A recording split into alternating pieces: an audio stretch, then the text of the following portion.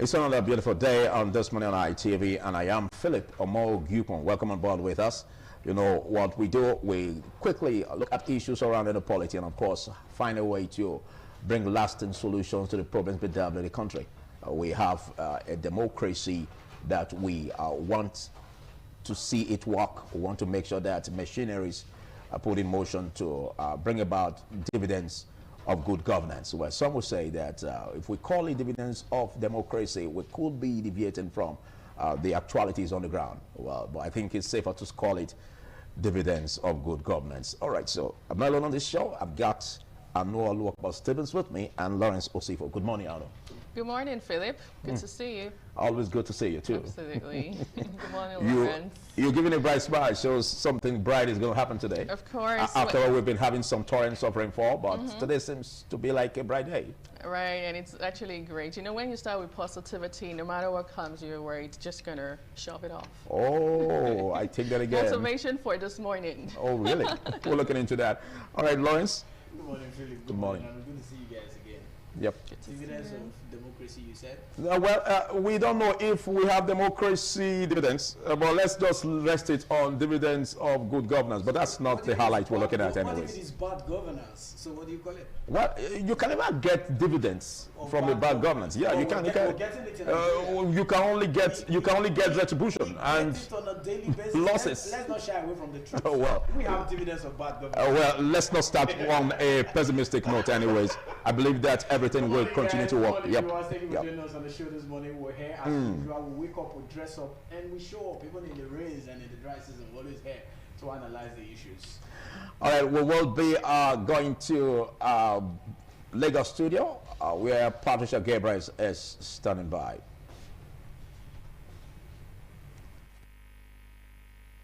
Good morning, Philip. It's good to see you on the screen this morning. And like Lawrence said, we are dressed up to come and analyze what we have to talk about today from our Lagos Network studio. Great to know that you are ready for a head start on this. And, well, we will be also be joined by the Abuja studio. I believe it is coming alive just now. Good morning. Yeah, good morning, Lawrence, and all our colleagues this morning. It's great to be here in Emeka Iheanacho from Abuja studio. Okay, I believe it's not raining in Abuja, is it? And no, it isn't. The weather is actually very cozy and cool this morning, just unlike what we used to have previously. But I think we just have a very wonderful weather this morning. It was just nice. Experiencing it again. But we know it's rainy season, but Abuja is one of those areas where rain appears to be, on the high side when it comes, but it's not been that bad. We've been managing it. It's good to see you. I like the adjective you used, cozy. I just hope that we're going to be having cozy atmosphere in the government that we believe will bring about, respite. We look at the challenges we've faced as a people. And we have every government administration trying to contend or trying to tackle the issues that we are bedeviled with. Again, that is where some thoughts could be coming. I don't know if how possible is this going to be where we have a one-term president. Looking at what the presidential candidate of the NDC is really talking about. And of course, on national TV, the vice presidential candidate to the presidential candidate of NDC, Peter Obi, talking about Kwankwaso, was already saying it on the ground that, well, they've already had a planned agreement, that the agreement between himself and Peter Obi, the presidential candidate of the NDC, is for him to run for just one term, which is 4 years. And of course, after that, power rotates to the north. And then some questions have been asked. Will 4 years be enough to fix the country? Or is it just a matter of, well, your turn, my turn, and then forgetting the fact that we have a whole lot to tackle, issues headlong. We have very heterogeneous background. Nigeria is full of loads of challenges. And 4 years probably could be a joke I don't know what your thoughts are. Well, over time, we've heard the, politicians in Nigeria say, give us more years. 4 years really is not enough. 2 years is not enough to change the trajectory of Nigeria. Yes, for a serious president. And then you ask when actually, what's that stipulated time that would be enough to just change everything? Perhaps politicians in Nigeria needs a magical wand. But for context, yesterday, Rabiu Kwankwaso, NDC vice presidential candidate for the 2027 general election, was at a sister station where he addressed a lot of things. Now, I feel it's a clear case of be mindful and careful of what you say, especially as a politician, because it might just haunt you at the end of the day in the future. Now, during the 2023 general election, he came out boldly to say that he is never going to deputize anybody. And now this is 2026 to 2027. We are saying that he is the VP for the NDC, and that actually begged the interviewer, Sheun, to ask that question. And he responded by saying, yes, he has seen Peter Obi. He's a man of his words. They've even gone ahead to sign. So it's not a case of just mere words. They've agreed that you're just going to do 4 years, and afterwards it's going to rotate back to the north in 2031. Not only did they have, a legal agreement, even in the party as well, they have a legal agreement that Peter Obi is just going to do 4 years, and afterwards they move. But that's if they even win, in the forthcoming election. But whether or not would 4 years be enough to just change the trajectory of Nigeria, only time will definitely tell. At the end of the day, in a country where we're grappling with insecurity, with hardship, Labour is saying increase our minimum wage. The list actually is endless. Will 4 years be enough? We'll find out. We'll find out. But well, like you said, it depends. It relies mostly on if it's going to win that election. Well, he should win it. They should win it first. Okay, they should win it first. Yes, exactly. Be enough or not. Exactly, because I think a whole lot has to be put on the table. The National Assembly basically will be looking into that because the constitutional provision doesn't provide for that. I think we have you to say that concerning the issues surrounding the law. Yeah, I know you like delving into such waters. The position of the law is a Latin phrase, pacta sunt servanda. It means every agreement that is entered must be respected to the latter. Now, if an agreement has been entered between the supported principal and his agent, or his deputy, or his vice presidential candidate, which is the person of Rabiu Kwankwaso, I watched that interview yesterday, amazing show yesterday. It was a one-on-one interview. Now, another question will now be, what is the framework of that agreement of a tenure of 4 years? That's another question again you put on the other side. Then another question will now be, how will they implement it when the time comes? I think it's whether it's a tenure of 4 years or 5 years. Yeah, no, the one that one is on the National Assembly. Okay, so National Assembly of 6 years. Okay. Which is it has passed through first and second reading. Okay. It's going through committee stages and all those other stages that they have to do at the National Assembly. I'm not concerned because I'm not there. This is where I am. So we'll talk about it here. Now that's one. Then two, you ask, will 4 years be enough to fix Nigeria? That's the rot in the system. That's the rot in the system. Was 16 years enough for PDP to fix it? No. Well, let's not talk about parties. Hold on. I said that because I said that because if we have a serious president, yes. Nigerians. Are you asking me? Is that a trick question? He's trying to put you on the spot right now. So whatever you say will be used against you. I'm concerned about this. I'm concerned about this, and I think Nigerians are also concerned about this because it has to do with somebody that some people see as being serious in government and ready to change the tide. Just to chip this in, I think we should also look at it from the angle of rotation. So right now, currently in Nigeria, we have a Southern president. He has done a term already, and he wants to do another term to complete his 8-year tenure. So the mindset Peter Obi has, if I'm in his mind, is that okay, now let's complete Southern tenure, and then afterward it rotates back to the north. So that's what is actually playing out. But then again, I'll also reiterate that that's if NDC wins the election in 2027. Yes, but we don't need to wait for it to win the election before we start talking about it, because again, some have this different perception about rotational governance. We want a government administration that can fix it, not necessarily at the detriment of rotations. If we can get, what about if we can get the right peg from the other other regions. So What happens to the country? We get it from the minority regions. Exactly. So Okay, it's like we are playing cards, like Ludo game, with the country's fortunes. Well, Patricia Gabriel, let's first of all get to Abuja. I don't know your thoughts in that. Let's hear from you. All right. When we say 6 years is enough, I just wonder if 4 years is not enough to fix the nation. Will 6 years be enough?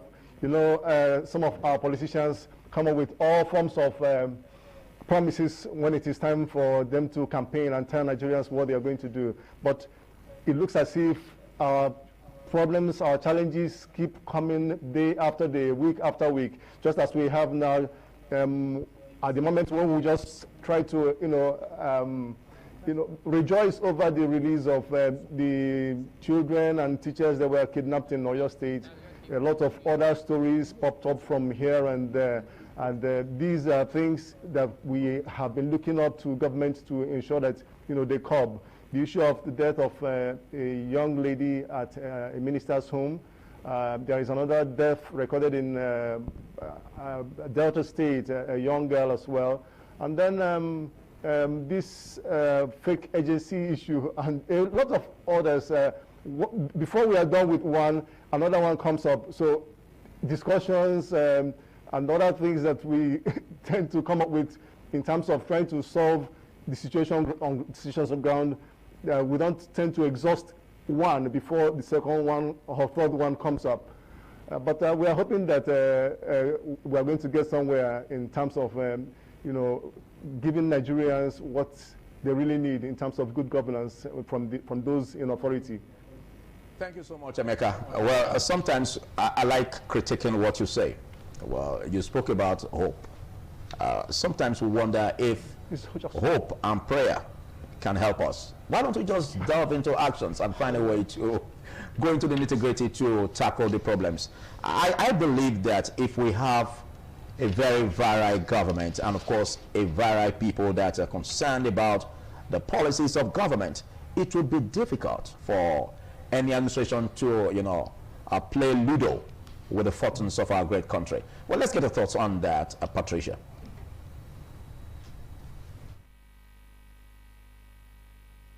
Thank you, Philip. Okay, we're talking about the fall one term from Peter Obi, the NDC, and Kwankwaso as his deputy, or rather vice president. Let the NDC start by winning the elections first. When the election is won, then we talk about a one term will be enough to fix certain things in Nigeria. But from my own opinion, 1 term, 4 years will not be enough to fix Nigeria. But for a serious government, it will be enough to take us from one certain level to another. I mean, even picking up just one thing, if it's electricity, and say, okay, I'm going to make electricity permanent in Nigeria, and I'm going to be focusing on that. Or we take insecurity and say, okay, insecurity, we're going to fight insecurity for these 4 years. I mean, just pick one thing and fix that thing. Nigeria right now cannot hold anything and say this is what we have done in the past 3 years. So if Peter Obi says he's going to come in for 1 term, that's 4 years, and he's going to be able to fix everything, for me that is impossible. But if he says I'm going to pick this and try to fix it, it might work when we have a serious person on the seat. Philip. Exactly, when we have a serious person. I like the way you put it, because one thing is sure, there's no precedent, no matter how miraculous or the magic wand is God, to solve the entire problems we're having. But again, the challenge is, after fixing some sectors in just 4 years, and then it rotates to the other region, God help us if the peg that is coming from the other region is the right peg to fit into the right hole. Otherwise, Nadabaru business be that.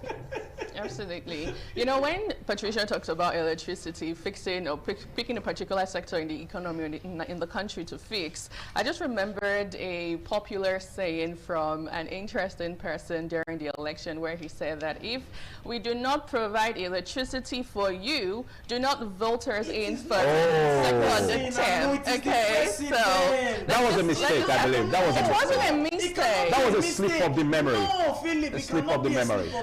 Perhaps would say it was the campaign. It's a social contract between you and the people. Absolutely. That's what the Constitution says. Or perhaps we'll just say it was a campaign fever that was playing out at that point. You hold a man that is serious, you hold him or her accountable with what? His words. So you cannot tell us, okay, thumbs up, in my area, I can quite agree that I have a bit stable electricity for the past 3 months. I can say that in the part of the city where I stay. I have even had to buy units more than 30,000 in a month. I think we are going to probe that. And how come you got such a vicinity? I said 3 months already. And what happened? How did you do it? Even me, but you are a suspect. Before I got home yesterday after the news, there was no light up to this morning now before I came to work. Seriously? So what am I trying to say? While we are in darkness in some part of the region? Philip, back to my area. But the truth is, you hold a man accountable with his words. The president said, not somebody. So when we are saying somebody, look as if it was one guy on the street, it was the incumbent president, President Bola Ahmed Tinubu said, if he does not give us electricity for the first 4 years, we should not vote for him for second term. We don't have electricity. Well, he already said it, so don't vote for him for the second term. So the people That's exactly what it means. The people will not decide whether we vote or they will not vote. But if you go there and collect 5,000 naira, that's on your own. There was a word you just want, Gabaru. That's for you. Well, it all depends on the electorate. The electorate will basically decide this. But again, this is a hard nut for us to crack, that if we forget to take the right actions, we will continue to experience the wars that we are faced with. We're going to be taking a short break, then we're going to be looking at the pages of the newspaper. I know definitely, and you give a bet on that the newspaper headlines are really getting ready to be cracked. Do stay.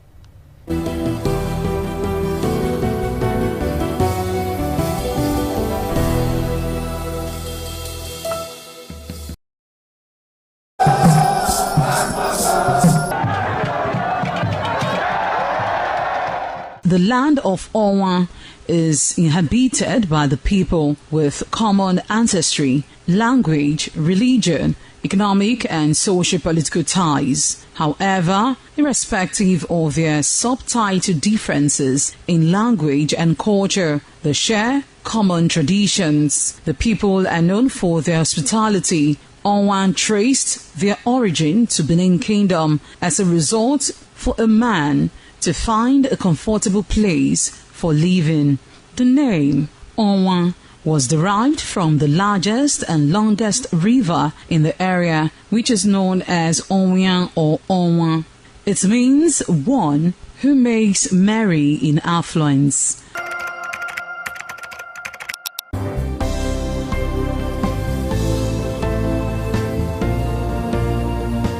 Thank you very much for joining us on the program Healthy Living. What is the kidney? The kidney is an excretory organ in the body, which is for metabolism. Tuberculosis affects many organs in the body, but the common ones it usually affects is the lungs. Epilepsy is a neurological problem. Okay. It is an injury in the brain which causes someone to begin to convulse, to go into fits. It is curable, but the cure is a long-term thing. If you eat well and avoid those risk factors that will make your immunity to be down.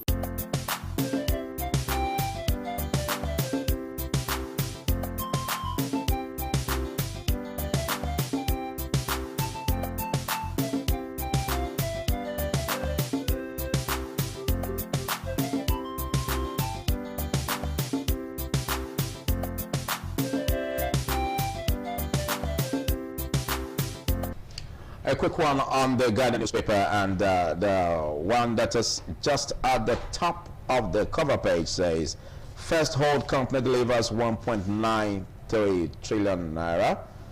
Gross earnings says 53.5 billion naira, and PBT in 2026 for the first quarter. Well, let's look at what we have here still, which is the very bold headline. ICPC quizzes Gbajabiamila as House summons key agencies over lapses. Again, this is not far-fetched from the PFIPC. Investigations are already rolling out. And of course, even the Central Bank of Nigeria has already given some facts to it that there are proportions that were given. That was given out. Yeah, that was given He out. has already So, slammed his suit. exactly. Prince Adeyemi, whether 50 billion. So it wasn't a ghost No, agency. it's not a ghost agency. Tinubu was saying accountability in governance. Nigeria, my country. Our country, not our country. All right, let's look at this again. It says, on debt, Tinubu has not borrowed 80 trillion naira. Oyedele tells Senate. You get that on news page. Wow. Well, Tinubu announces 26 appointments, names Fayose, REA board chairman.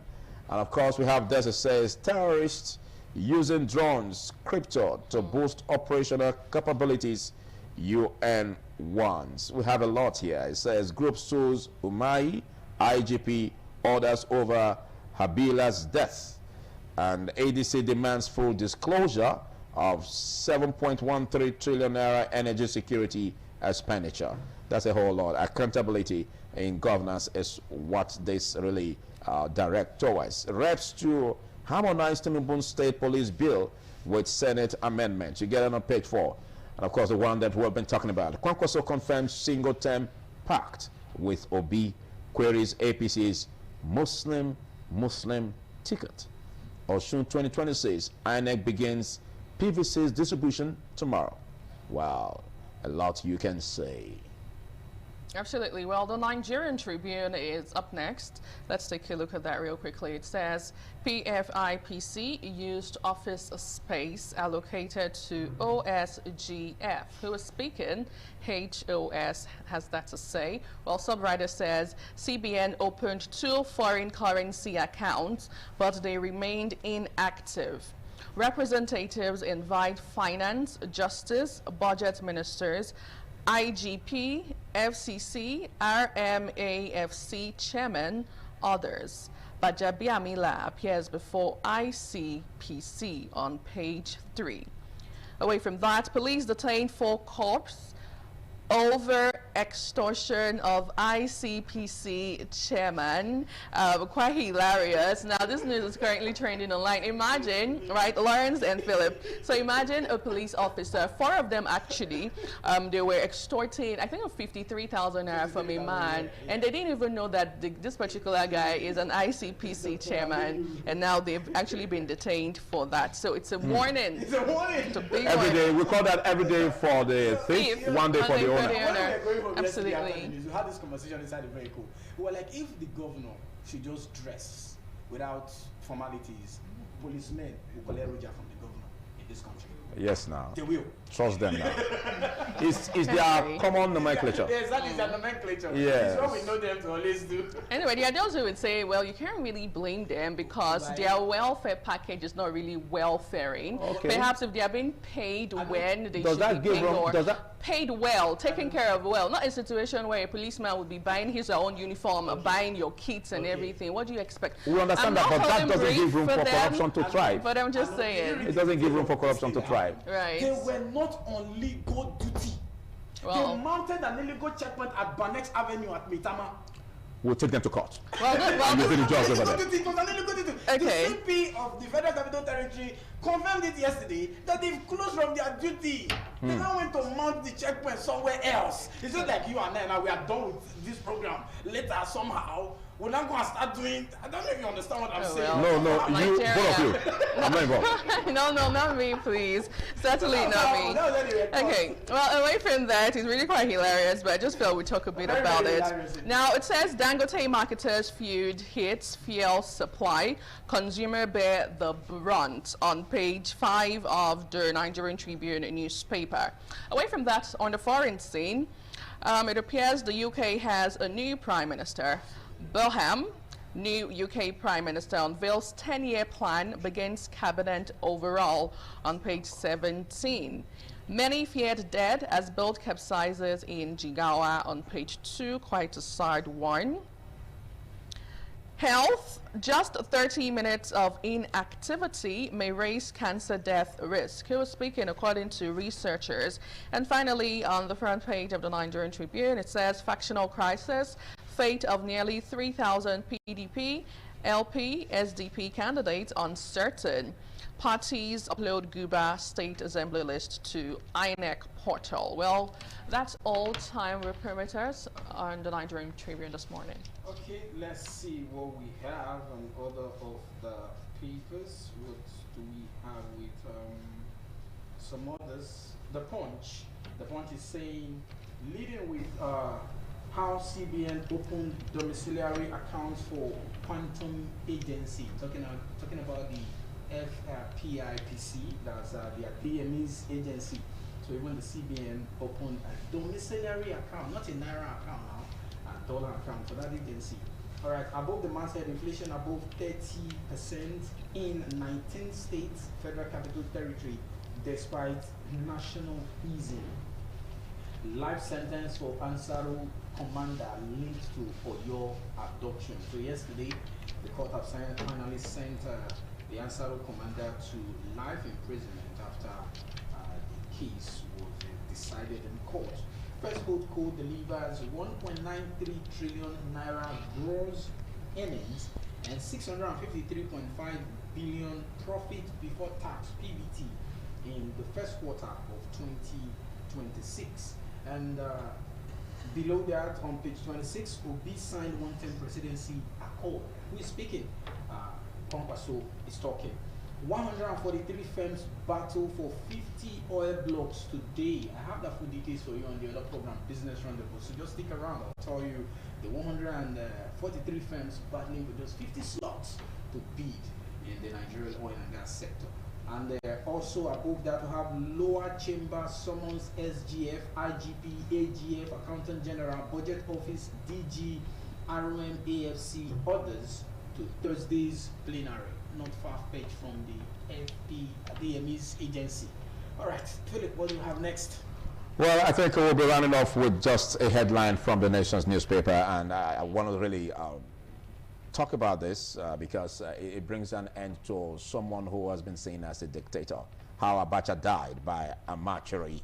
You get out on the Nation's newspaper on page 3. A new book by a retired security chief reveals the last moment of a dictator. We don't say you shouldn't do or undo the fortunes of the common patrimony of the people, but one day there's always an end to everything. And a dictator who impoverishes the people must basically pay for his sins. But Philip, if I may ask, was Abacha really a dictator? Oh, well, who was it? No, I'm just asking because probably I was still very young, maybe. Well, a military junta, a military administration dictates, and that's why they have to suspend the constitution and rule with decrees. So that's dictatorial. They give you infrastructure. Common sense practices that. Infrastructure. They build roads. They build refineries. No. No matter how beautiful a military junta's administration will be, it's still worse than the worst democracy. You think so? Allow me to say that. Worse than the worst democratic system of government. Well, I know we have let's get it. Oh well, certainly. 2 cents or what do you call it? 2 cents? Oh really, Mr. Philip? Well, anyway, over time, I'm pretty sure I wasn't born in that era, but over time we get to hear. No, you weren't born. I shouldn't have said that. I take that back. So we're actually going to hear that you would rather prefer, the kind of government that are currently operating in Nigeria as to the military kind of operation or the military kind of government that we've seen so far and experienced in Nigeria. Even though sometimes a lot of persons who experienced that era would say, how about we go back there? Because during that period we had a sense of responsibility. It was a clear case of when you do anyhow, you see anyhow. But currently now, I mean, if you are in the ruling party, according to someone, once you join this party, your sins definitely would be forgiven. Well, you know who did say that. I'll just leave it there. Well, that's the much we can take on the pages of the newspaper. Big thanks for being with us. But don't forget, in a short while, we will be embarking on a journey of discussions where we'll be looking at accountability in governance. And of course, a very special interview that will be looking at healthcare transformation. And we will be having a bite on the Edo Specialist Hospital, where we'll be quizzing the chief medical director, a gynecologist, and of course a consultant obstetrician on that. Do stay.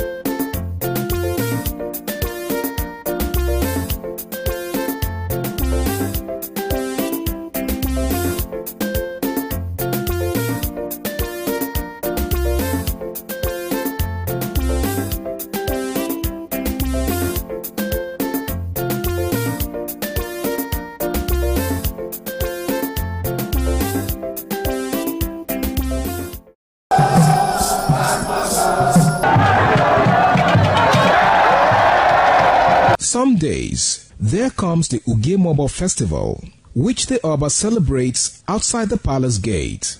A pavilion is built of red cloth where rites are performed to drive away all evil spirits still unsatisfied by the year's sacrifices. The Mobile Festival is to commemorate an event in Benin history which dates back to 1504 AD. Women would have seen that and still want to speak. Really, we're talking about. That's what I said. So when they bullied her, Yeah. if she's not bold enough, she will shut up. What is your advice for girls out there that are so desperate to be married? We women, we have to be really intentional about our parenting. If you know a child is being abused, or you see signs, a bruise or a child, it has to be investigated. People barely even breathe when they are going for a shrebi and something. Party. You have to be They smart. can't sit If down. you see when they are dressing them or dragging on both sides, you cannot you cannot breathe. And these women will stay in those events for hours just to keep up with that beauty trend. Is that healthy? That's not healthy. I am Patricia Uremu Gabriels and we're reaching you live from our Lagos Network studio. Of course, Women in Conversation is a program designed for women to discuss about themselves.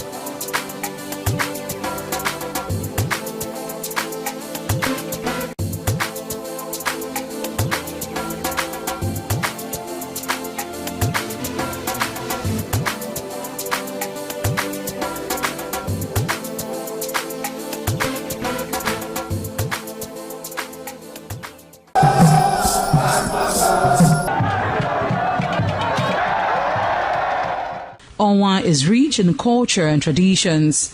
The people are a mixture of traditional worshippers, Muslims and Christians. Onwa is located at the northern part of Edo State. It consists of 2 local government areas, that is Onwa West and Onwa East. It has a total number of 13 clans and 21 political wards, according to National Population Commission 2006 census. The population of Onwa people is put together at 251,686. The people love tradition and culture. Historically, the people ancestors in deep quest to hand down on their future children a society of love and friendship.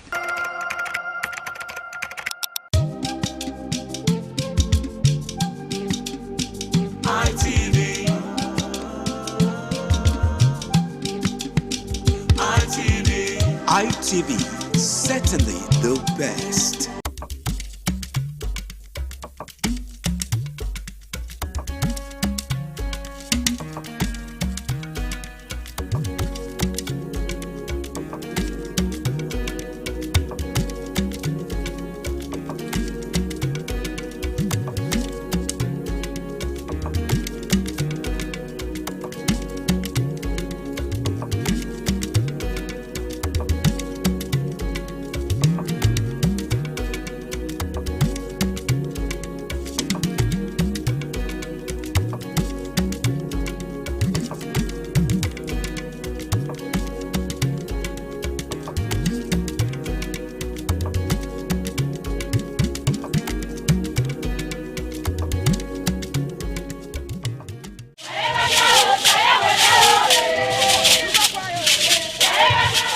In a rare display of botanical brilliance, the palm tree defied natural norms, sprouting multiple branches that bear fruits. This rare occurrence has become a wonder to many, as experts are calling it a one-in-a-million phenomenon.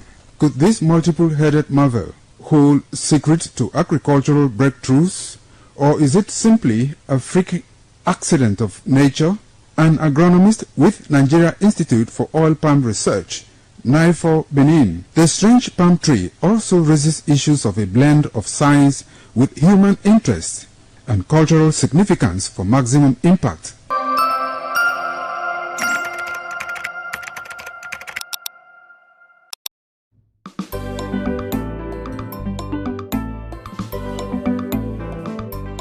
Thank you very much for joining us on the program Healthy Living. What is the kidney? The kidney is an excretory organ in the body, which is for metabolism. Tuberculosis affects many organs in the body, but the common ones it usually affects is the lungs. Epilepsy is a neurological problem. Okay. It is an injury in the brain which causes someone to begin to convulse, to go into fits. It is curable, but the cure is a long-term thing. If you eat well and avoid those risk factors that will make your immunity to be down, then the risk of contracting tuberculosis will be reduced. If you're healthy, then you're wealthy.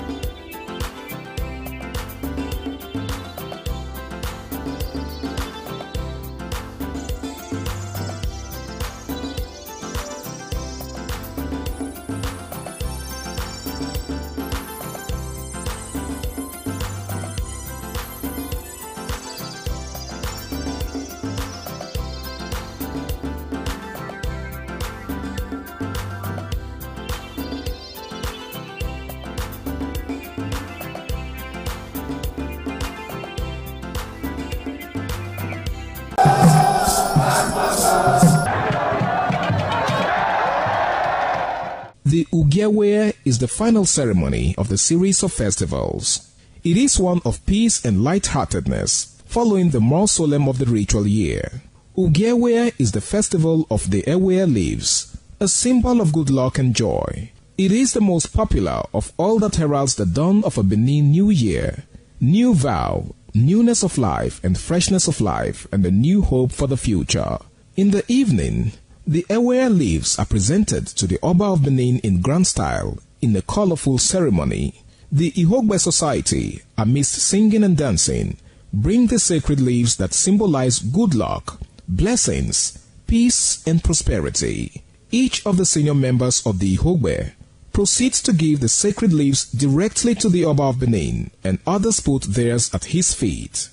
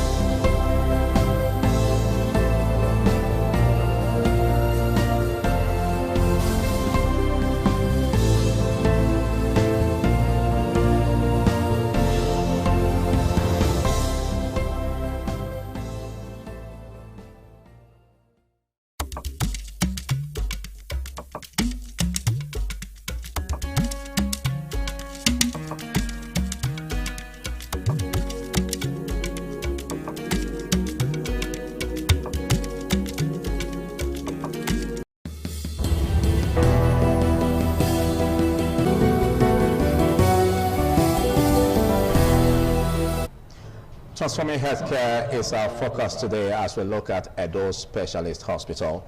And of course, joining me to discuss this is the Chief Medical Director, who is a gynecologist, consultant obstetrician, Dr. Antonia Inibokun Njako. Good morning. Good morning. Good morning, our viewers. It's always interesting having you here because mostly a lot of people want to see you and talk about what has been building up so far in the Specialist Hospital. But first of all, I must say congratulations on the 7th anniversary of Edo Specialist Hospital. Thank you. Thank you very much. Thank you very much. Okay, looking at 7 years for now, and what do you see? How has the journey been for 7 years, and what do you see as a milestone that makes you most proud? Yeah, thank you very much. Edo Specialist Hospital, the flagship specialist hospital in Edo State, opened its doors to operations in 2019. That makes us about 7 years now. I would say the journey has been good, and the making point, the main highlight that I would say has excited us in the hospital is one, being able to provide quality specialist care that is accessible and affordable to the citizens of Edo State.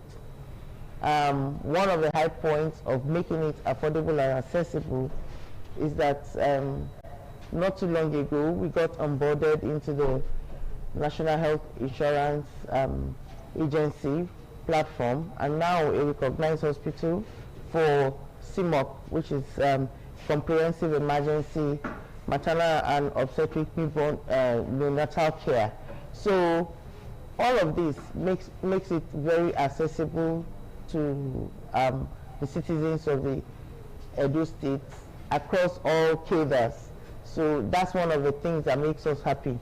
But another big high point for us, apart from offering specialized quality care, is the fact that we've also delved into a specialist training that we have done with our accreditation for our residency program. Wow. Yes. So we have full accreditation for residency programming for some departments, including Department of Obstetrics and Gynecology. Of course, you would say obstetrics and gynecology because I mean that was a low-hanging fruit because of the fact that I'm an obstetrician gynecologist. We just concluded that for family medicine, and we will continue to do for all other departments, so that as a flagship specialist hospital in the state, it not only offers quality services, but also offers specialized training, where it forms a hub where we train and churn out highly skilled specialist doctors who are consultants. Okay, looking at your program for the 7 days, or what, for the 2 weeks, it's about 2 weeks. Yeah, about 9 days, yes. Okay, so there's this that really fascinates me, where you are giving out free surgeries to indigent patients. What formed the initiative? Yes, it's one of our ways, one of our mantras. Like we said, we want healthcare to be really accessible, to reach as many people as we can reach. And so when we're celebrating, we say it's not just about coming together to celebrate amongst ourselves. What is one thing that will stand out is a way of giving back to the society, helping to reach people. They had to reach people who probably would not have had the opportunity to have some of this healthcare. And I can tell you, it was such an amazing thing. We had it as a pre-event last week. That's why this celebration is spanning over many days, because we had to do this. Yeah. And for 3 days, we gathered at Edo Specialist Hospital, where we offered free eye health care, courtesy of Seplat's JV, Seplat in conjunction with NMPL. And so they came together to support us to be able to do the I Can See program, and where over 3,000 persons were seen, and giving reading glasses for those who needed it, and surgeries, cataract and pterygium surgeries were carried out during this period. Apart from that also, we also had free surgeries for some selected cases, like we did some lumpectomies. Some patients are still being scheduled for herniorrhaphies, keloid removal, some simple surgeries that could have been affecting the quality of life of our people. And of course, we cannot, treat the whole world, but we just selected a few and be able to give out these for free. We also had scaling and polishing, dental surgeries, dental scaling and polishing. We also had free medications given, free consultations, and free counseling. All these were done in 3 days. I want to say kudos to the staff of Edo Specialist Hospital. You're simply the best. Thank you for your dint of hard work and your service to humanity. Well, sometimes they do say that specialist healthcare is quite expensive. Like we had an opportunity to interview you some time back, and you said so. But what are the plans again for the next level in the specialist healthcare, where indigents will also benefit? Are you looking at the next level? Yes, we are also looking at the next level. Usually, even during our managerial meetings, we always try to tinker on how we can make this, retaining quality, sustaining services, and also making sure that it is not high, hitting the roof or above the roof. Yeah. Like I will keep maintaining, quality specialist healthcare is not cheap anywhere in the world. But there are ways we try to mitigate them. One of them is, and that's why we say, when I said one of our high point achievements is trying to get the channels that will make these services still accessible and affordable to our people. With the Edo Health Insurance Commission, where Edo Specialist Hospital is one of the big providers to Edo HIC, patients who are indigent or who do not have, they don't have to pay out of pocket. Okay. So they come to the hospital and they don't need to pay out of pocket. That's at the state level. And we thought that no, we do not only have only Edo State workers in Edo State. We have other people. We have people who work at the federal institutions and other places, and that's how we got into the NHIA. But going forward, we want to look at international collaborations, very key, and that's why one of the things we did was to partner with Mudiame University in Ira. So when we do all of these collaborations, both locally and internationally.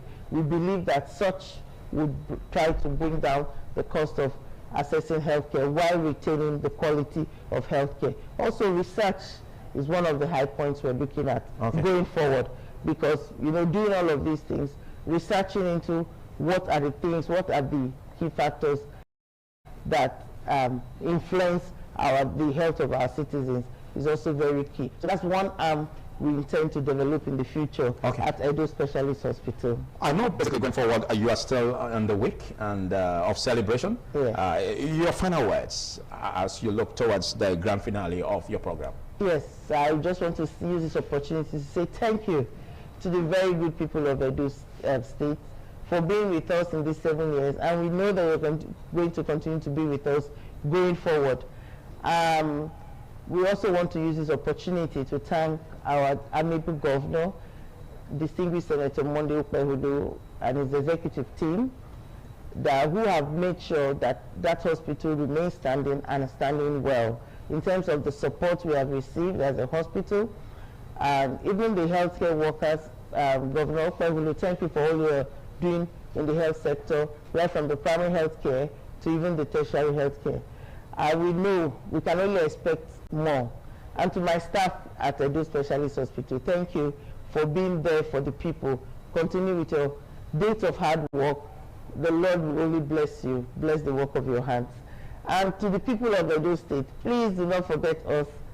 And when we do well, give us kudos. When we do badly, give us a pat on the back and tell us how to do it better. We will listen to you. We always have the listening ears.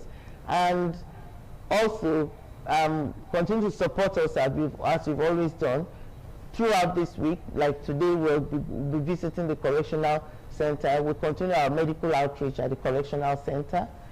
And they said, all work and no play makes Jack a dull boy. So the staff will be having a novelty match. You can come support your fans, come and support them.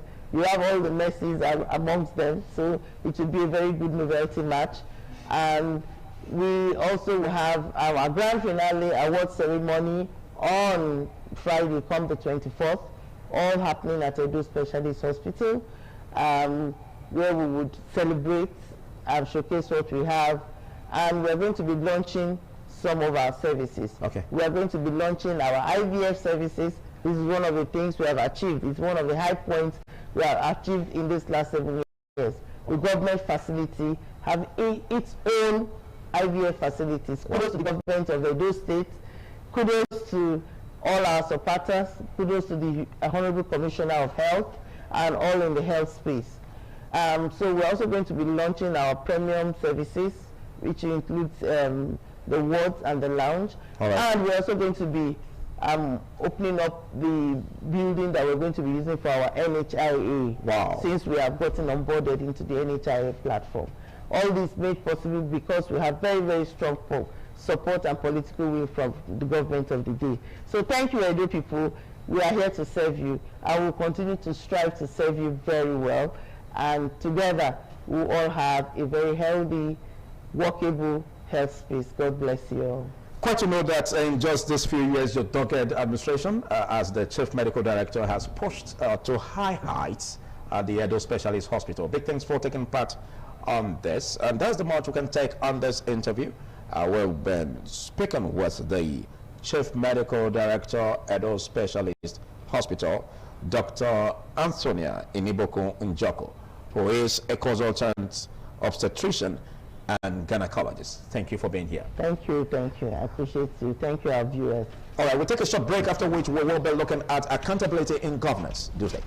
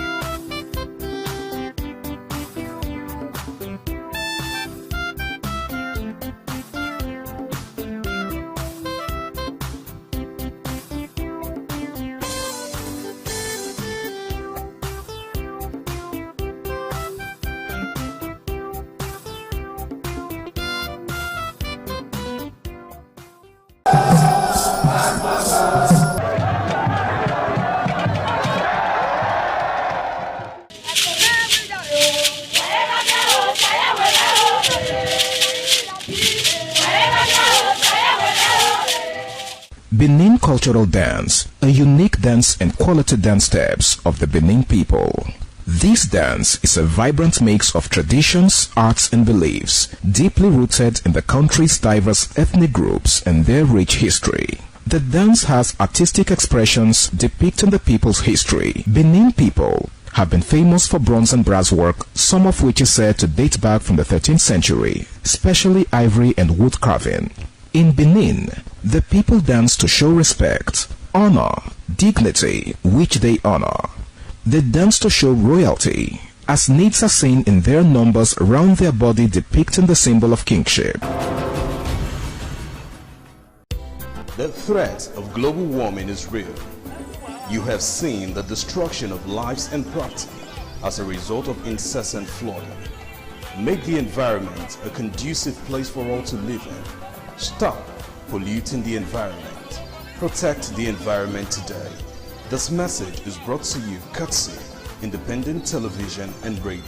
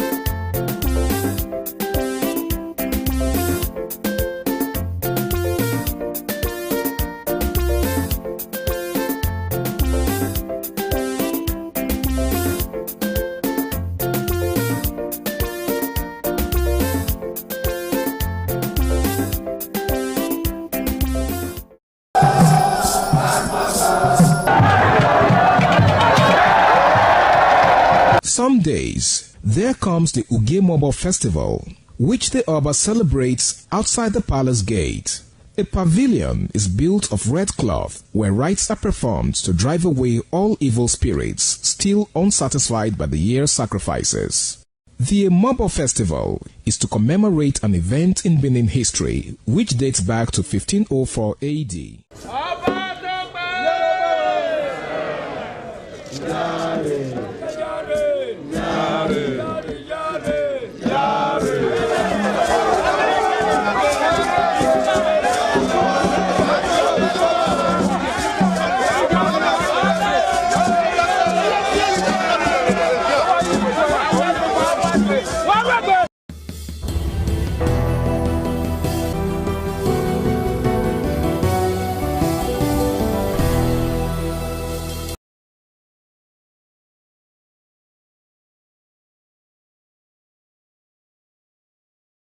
Every detail about how we can get it right. We keep having issues surrounding an administration that is unable to properly implement to the letter the policies that will bring about economic prosperity, that will bring about a good, efficient modes of tackling insecurity. And of course, all of this has been the concerns of Nigerians, most especially as it also should be looking at tackling, graft. And all of this is what we're going to be looking at. But looking at the need for us to have a system working, well, we can't but have a fetch of the system of government that will practice democracy. And some say, how accountable is the democratic practice that we have here in Nigeria? Well, I still have my co-anchors with me, Anoluwapo Stevens, and of course, Lawrence Osifo. I always have very, very robust discussions, most especially pertaining to how to keep Nigeria great again. And we have this idea about how to get it working. But again, some have said that issues surrounding corruption could also be setbacks that we've been having all of this while. But what are your thoughts on this, Anna? Right. Well, when we come to Nigeria and the way we run our system of government in Nigeria, there are those who would actually say that we have a lot of rules, we have a lot of policies, we have a lot of interesting engagement. I mean, when you see it on paper, it's beautiful. But the one thing that we tend to be lacking in the country is engagement, if I'm to put it that way, is enforcement of all of these policies, implementation, that's the word, of all of these policies that we have so far in the country. Because I don't think we are lacking policies. I don't think we're lacking how to ensure that our democratic system of governance is actually better and we get to spread the good dividends of democracy all around us. But the thing is implementation. Now, every single time, it seems to a lot of Nigerians that when we hear the beautiful, amazing achievements so far from this present administration, you beg to wonder when it will actually trickle down to, the common man on the street or to you and I as a Nigerian living in Nigeria. So that is where we are. If the government of the day can fix all of these things, I think it's going to be a better place for people to come in, investors to come in, do their bit, and we all have our fair share with the dividends of democracy here in Nigeria. But until that is done, it's just going to be us roaming around, or turning around the same circle. Well, what's your bite in that, Lawrence? I can't but agree less with Anna Oluwapo. She already have said majorly what I have to have said. Yeah. Nigeria have one of the most beautiful laws in the world in terms of written, documented. But the biggest challenge we have is the implementation process. The implementation process is so, the lacunas are too much. That's the best word to use. The lacunas are too much in the sense that when you want to start implementing, you bring tribe, you bring religion, you bring ethnicity, you bring he's my person. When you are implementing laws, you don't look at anybody's face. You look at what the law says. I've been exposed to a whole lot of this lately because of the program I'm running recently. So when you look at the Constitution, it's a whole document. It has the beginning to the end. Chapter 1, Chapter 2, Section 1, Section 2, down to the 300 and something sections we have in the Constitution. It talks about the welfare of the people, social contract between the government and the people, because at the end of the people are the one who gave the government the power. It started from the ancient Greek city-state where people were going later, they said, no, let's start electing, not selecting. Let's elect people who go to the parliament to represent us. But what have we seen over time? The layman's definition of democracy is the government of the people, for the people, and by the people. That's the layman's definition. But is it really the government, or are the people really carried along in the process of implementing? Like you said, beautiful laws, or rather, like she said, beautiful laws by the increment administration. When will it trickle down to the common man on the street? Exactly. That's a big question, because if it's not affecting the common man, then the loss is more or less like zero. Yeah. Well, let's go back to what Thomas Hobbes said, an English philosopher that says life is short, nasty, and brutish if there is no government. Yeah, if there is no government. And he tagged it the Hobbesian pattern of life. Yeah. Now, we look at how government started. Of course, we look at the import of the people in governance. You take away the people from government, then there's no government. Yeah, yeah. But again, we look at, some have said, which to a great extent one could also believe that as true, that the Nigerian president seems to be the most powerful president in terms of the constitutional powers given to it at his disposal. Yeah. Now, the executive influence alone is another challenge. You are given a lot in the office. You are given powers. How are you using these powers to bring about a change in the people's welfare? Bring about a change alongside security, tackling insecurity, economic fortunes, bringing about prosperity. We keep hearing from one administration to another that if you vote for me, I will do this. I will build bridges. I will build bridges where there are no rivers. I will bring roads where there are no cars, or cars where there are no roads. You know, these are basic, you know, issues that we should interrogate. Now, if we give our powers to a particular administration, yes, in trust, we expect, we expect that they give us back what we need.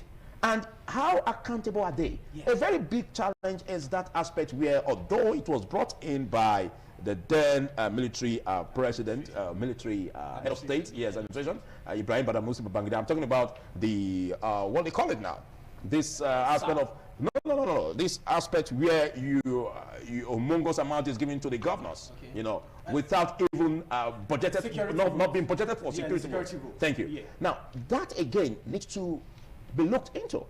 We want to see our president, we want to see the subnational heads, the governors, we want to see even trickling down to the local government level, although they don't have their powers, they are constrained to the state governors. But we want to see them give an account of what they have done with the with the purse, with the common matrimony given to them to manage. And again, that's where corruption comes in. We keep seeing issues surrounding ghost agencies, for instance, and all of this. Yes, all of this needs to be questioned. And gradually, we are getting close to elections. Absolutely. What is the role of the people in tackling this? Because we have a role as followers. Some have said, well, the role of the system is also shared by the followers in the sense that blame also goes to the followers where they are supposed to do the nitty-gritty. They fail to do that. Vote buying, for instance, easy ways to sell their votes, and of course, even allow their votes to be bought. Cheap money. Again, takes us backward. I think it's a mindset problem. Absolutely. It's also a systematic problem we're currently facing in Nigeria, because I'm actually trying to wrap my head around it. Do we really have the power to do the needful, even though there are those as a people? As the electorate, even though there are those who would say, yes, you have the power, because for a politician or a party to come and meet you and give you 15,000 naira to buy your vote, that means, okay, 5,000 naira, right? If so, we give you 15,000, that's the thing. We don't give everybody money in the polling unit. Oh my goodness. Okay, so 5,000 naira. Now that means your vote has power. That's to show you how powerful the vote is. Even before I react to this, I'd love to, chip in something. When you talked about the dividends of democracy, what is the current administration or a government of the day doing as regards fixing roads where there are no roads? It's actually a safe place to highlight the state, the poor, horrible state of the Benin Wari Road, the Wari Benin Road. It's really, really terrible, especially around that Mosoga area. And then you wonder, in a country where we have the Minister of Works, Dave Umahi, who is currently, you know, in a controversial story with his physiotherapist in the house, right? A nurse, a 26-year-old, really sad, right? And we're getting to see things like this. You begin to wonder why we keep on having similar situation happen over and over again. It's interesting to say that it's not just peculiar with this current administration, but why? When are we going to get out through all of this? We're still talking about bad roads. We're still talking about water, electricity. When other countries in the world are talking about AI, are talking about automation, where we have our first lady saying we should get and sell akara, kulikuri, and, you know, roasted corn. Well, it's a clear case of God will help us. Even the president has said we should pray. So we'll keep on praying. That is where we are. I think everyone should be involved in this. But our political parties even doing us good. The opposition party. If you look at it, there are so much rich personalities with pedigree. Exactly. That can really fix the economy, fix the country.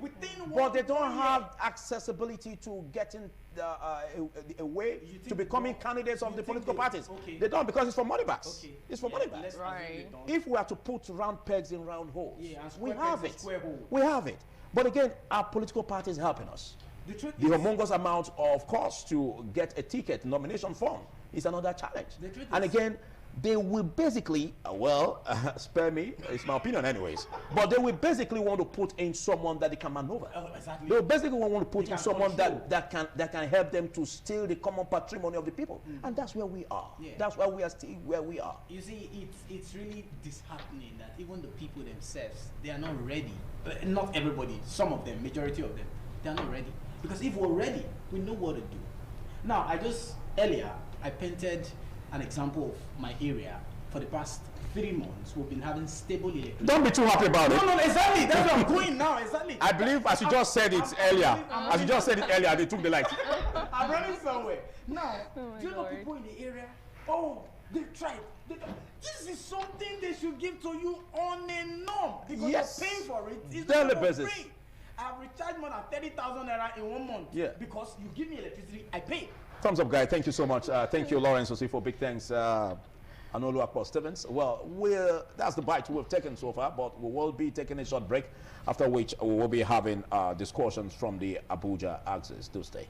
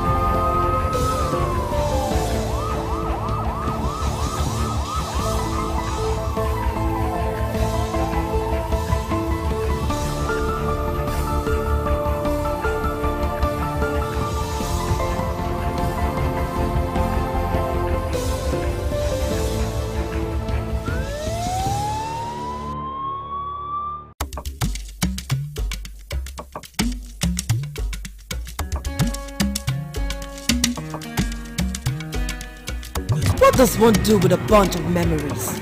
Laugh about them, cry over them, or capture them? I know what I'll do with such memories. I'll showcase those memories. Yes, I will show them. Alright, welcome to the Abuja Network Studio. It is still your favorite morning show on television, the CMI. Over here, we have the trending issue on ground to discuss this morning. But I have with me in studio a good analyst and legal practitioner, as well as public affairs analyst. Meanwhile, the issue on ground is still the Mary Habila incident, the death of Mary Habila, who passed on at the residence of the Minister of Works, Dave Umahi, some days ago, and then the incident is still there on the public discourse level.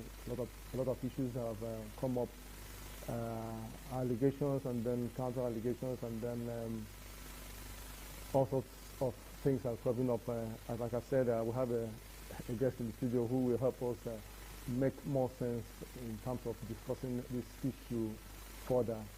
A lot of persons have their perspectives to it, and then we hope with our discussion we'll be able to, perhaps help those who are investigating what must have transpired there in Ebonyi State to come up with explanations to what truly transpired. The minister, Dave Umahi, had made his own step.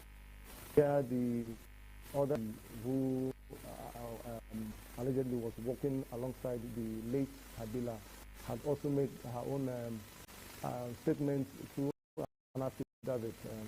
But the contents of those statements are things we're looking at and other issues that are arising from it. Once again, we have some legal petitioner. Thank you for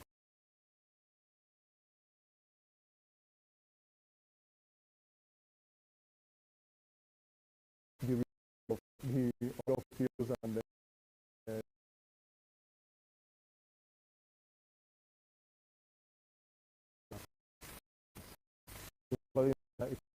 some time until how he responded. He had known her.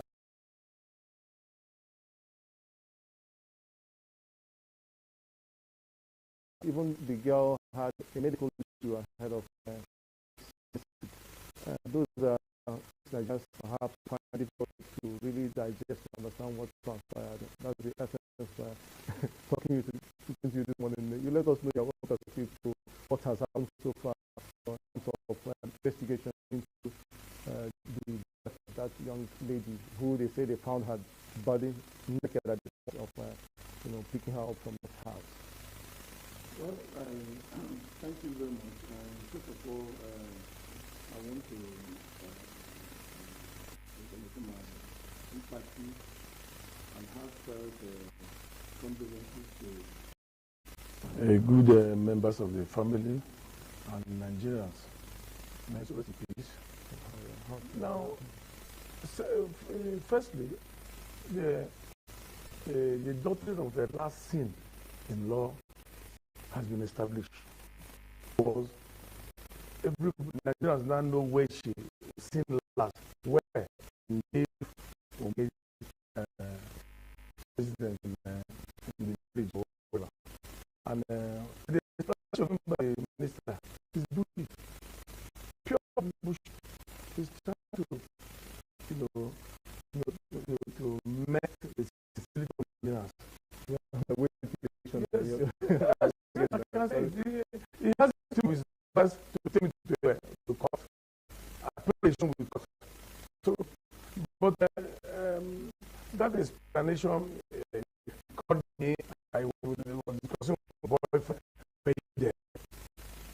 Where you there? I want to the say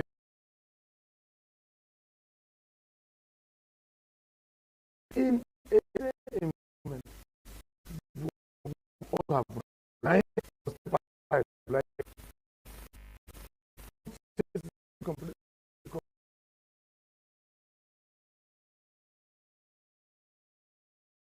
in my house. Yeah. Now, in fact, he was my daughter, a politician. Yes, so let's use that as an example. Do you think Nigerians, Dave Umahi would be happy? Dave Umahi want the heaven to fall down, investigation to start. Now, what are we hearing? We are hearing cock and bull story about the family not being interested.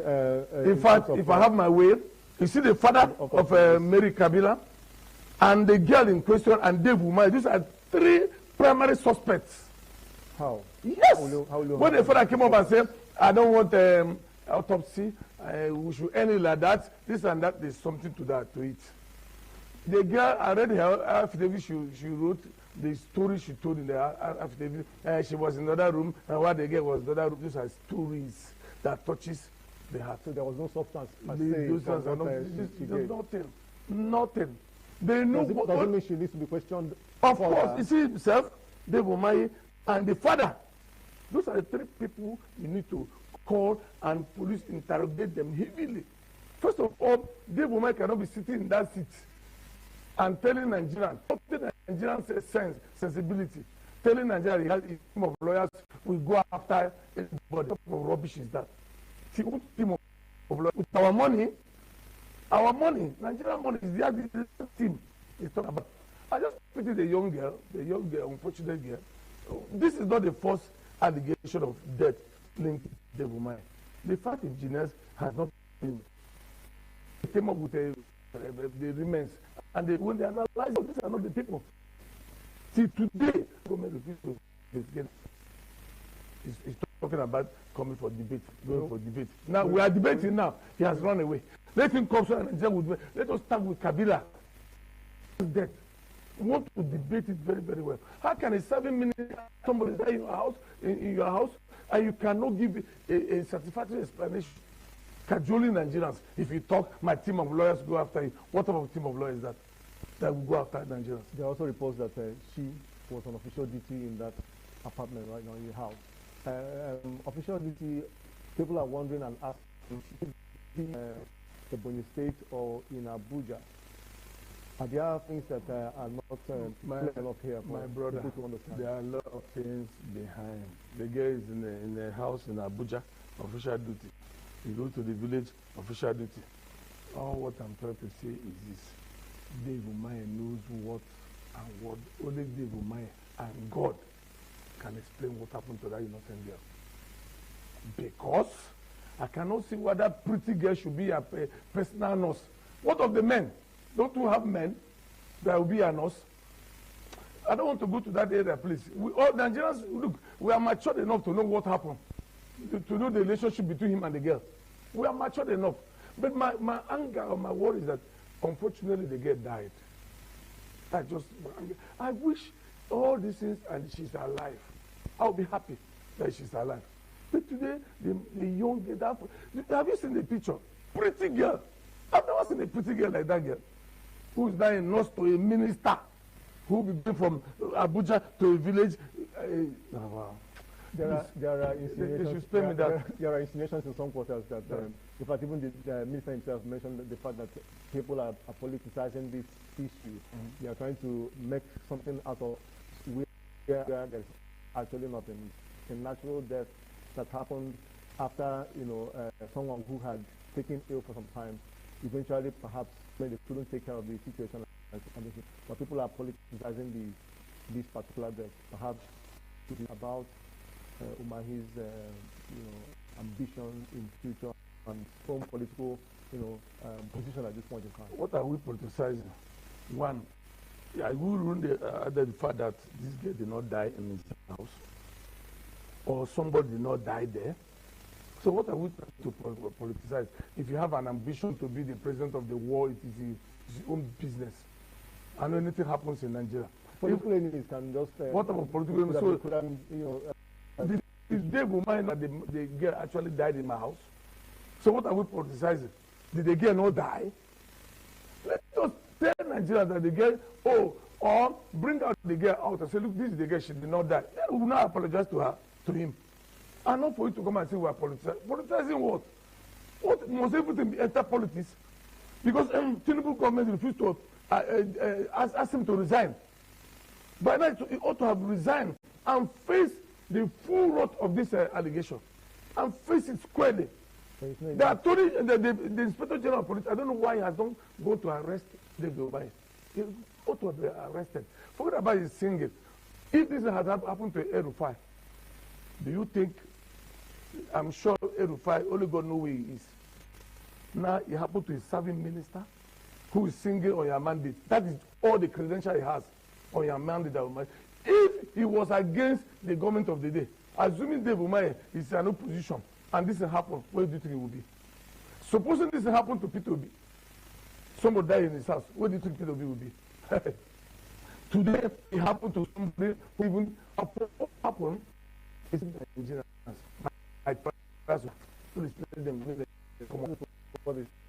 If you are sure of the somebody dies in his house, you should come and explain to Nigeria and enforcement officer what killed the lady. People are coming to say, we don't want autopsy.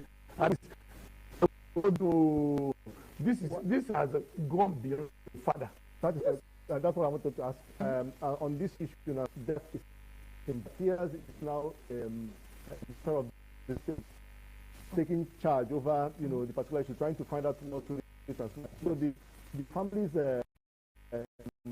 position that does who does hold any at all.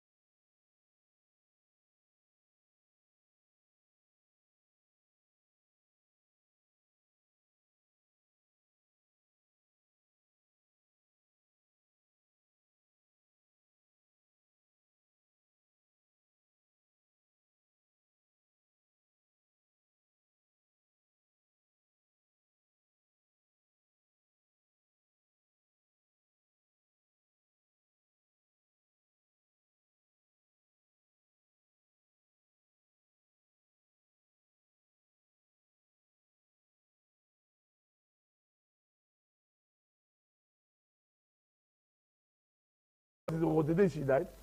No, she had died before now, and it is an open secret. So what are we hiding? The best way for the minister is to honorably, please resign. Okay. Maybe because he told Nigerians that he's a billionaire at the age of 25, and a professor of infrastructure. That is why he refused to resign when somebody died in your house.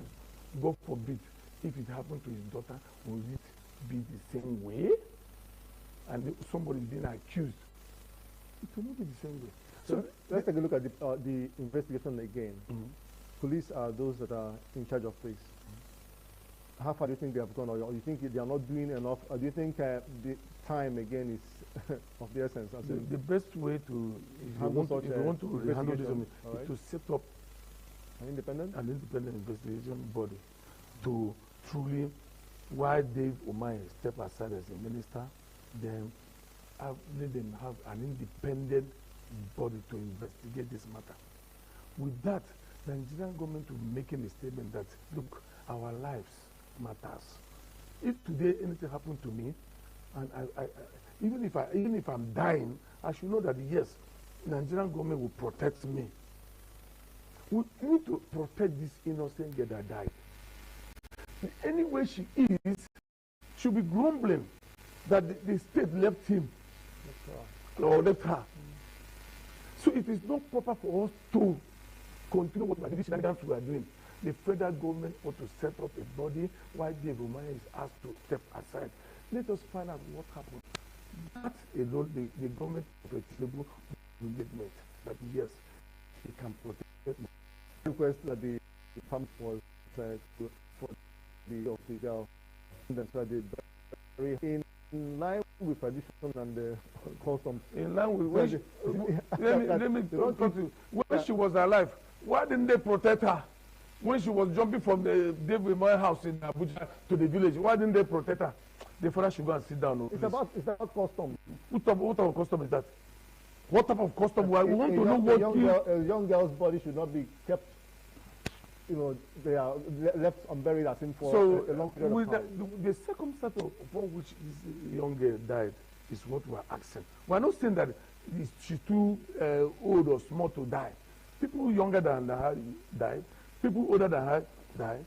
We are asking what happened to this girl? The circumstances. If she died in the hospital, for example, one would say, okay, this is an act of God, natural cause.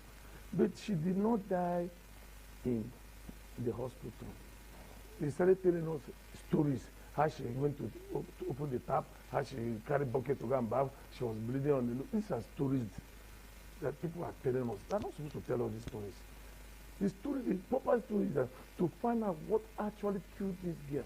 And you remember, if you watch the picture very well, you see bruises on her body. Who gave her those bruises? Is it the water she was bathing with, or what? There was security in my office. Who are the security men working there? All of them should be invited to this process. I am sure there's a police man in that as a minister. Yeah, there must be a police attached to his official private residence. Yes, those police officers should be gathered and explain at the what time did the girl enter? Did they hear any noise? What happened? And they're telling Nigerians. I don't want to.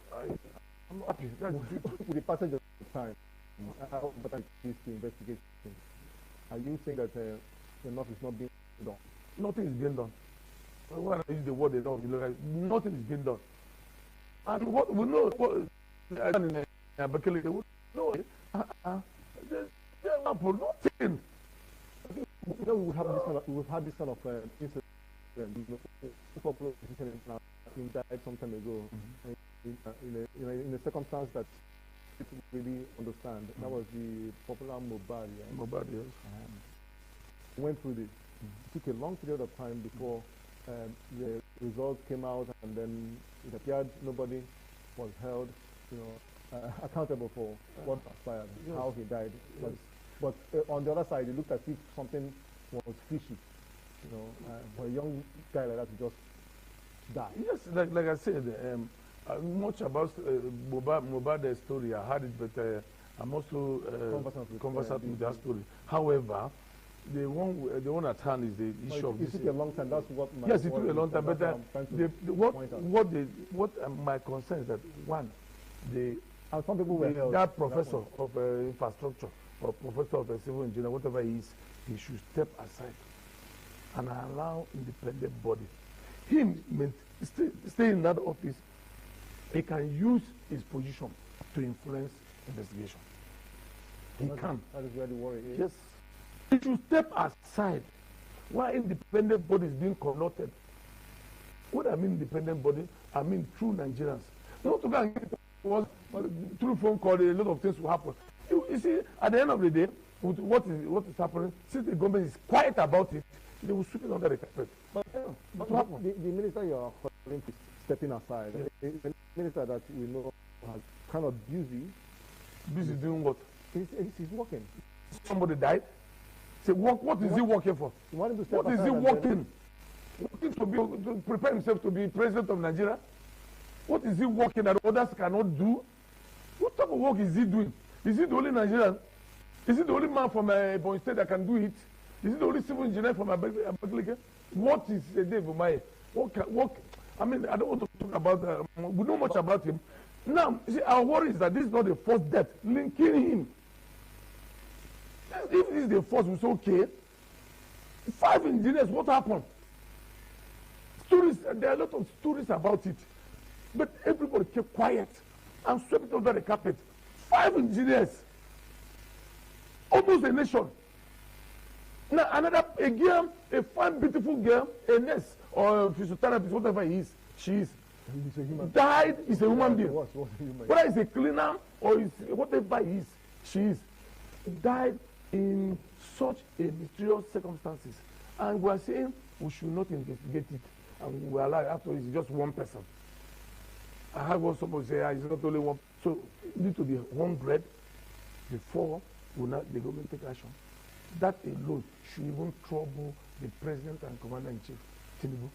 He should be worried and call David Umahi, please, sir, can you step aside while we finish this investigation? That is the honorable way to do, and not for us to start campaigning. We are using that for campaign on your mandate, on your no mandate and the rest. Is it proper? What if it happened to my own child? Do you think I will be alive to handle it? This what maybe the shenanigan the father is doing, and should be guided. Our culture say, our culture. Why didn't your culture protect him? Why didn't your culture protect him before he died? Your culture would have known that yes, okay, we let us protect him. He should not be in the backyard of a minister or a house, boss quarters of a minister's house in Abuja and Uburu, Ebonyi State. And we're not talking. When you talk, you say they will go after you. Then they go after us. No problem. Using our repressors, no problem. One day, Nigeria will be free. That's what I believe. You know, let's take a look at the people's interest in this case. Are they really valid? Why should people be worried? We are worried because a human being died. It can be anyone, right? It can be anybody. Suppose it is me. Suppose it is my son. Suppose it is my daughter. Suppose it is my brother. Suppose it is my sister. Suppose it is my father. This is my mother. It's because somebody, that's why we are worried. If there was maybe what happened, she managed to escape, there was an injury, by now everything would have gone. We would just say, please, leave that. Somebody attached, whether it's not attached. But according to the story, let us believe Dave was in Abuja. But she's in Ebonyi. Doing what in Ebonyi there? Who is she nursing there? Attending to. Who is she attending to? Is there any way she can get to a room somewhere and leave? Well, she's a staff. A staff of what? Yeah, you know, within the man's premises. That hospital name should be changed. I'm told the hospital, Federal Medical Center, name after Dave Umahi. That is, I think it's named after him. Yeah, but he was one that constructed it. With his money, eh? Like the airport in constructed. It was under his leadership. Wait, like the airport. Look at the airport in constructed. They are using it for church worship every Sunday. Every day, the airport. Can even drone cannot land there. So let's forget about it. Those infrastructure are just way out of the discussion here, where we are trying to find out what the way forward would be, considering where we are in terms of the investigation and all. You are calling for an independent body to look into it. Yes. But how fast can this be done? And then it is the president. The steps that should be taken at this point in time. The president and commander-in-chief is still alive by the grace of God. Let him institute an independent body and immediately ask Dave Umahi to step aside or resign. You are talking so that there will be an independent body to unveil what happened to this young man. If at the end it is a natural cost, we said, okay, glory. We said, okay, we thank God and we leave it there. Nobody can question God. Appointment of an independent body. When I appoint you to be a part of that probe team, will you not work according to my dictates? Can't my own interest be protected? As long as I was the one that appointed you. Let me tell you. What do you in that circumstance? Yes, I know that Nigerians Nigerians are gullible, but I know there's some intelligent Nigerians with integrity. They are still with us. We have people that no matter what you do, you can't shake them. We have them. Bring them together. Assemble them. Come and look into this matter. We have integrity. We still have Nigerians that we can rely on, who can run to. They will not embrace us. We will not be afraid. So that does not mean that all Nigerians are gullible or bad. No. We still have intelligent ones. Ones with integrity, with us. Even within the police, within the army, within the Air Force, and everything. Until when the president moved, I said, okay, let us make it. This has taken a while. Everybody's talking about this girl, Mary Kabila. And let us do something. So that we can know that the government is working, that the government is capable of protecting individuals. And not this shenanigan, their story, they are telling us, if you talk, our team of lawyers will do this, our team of lawyers will do that. That is rubbish. Deep. Whatever one alleges he has to prove. When that independent body comes on board, they will prove it.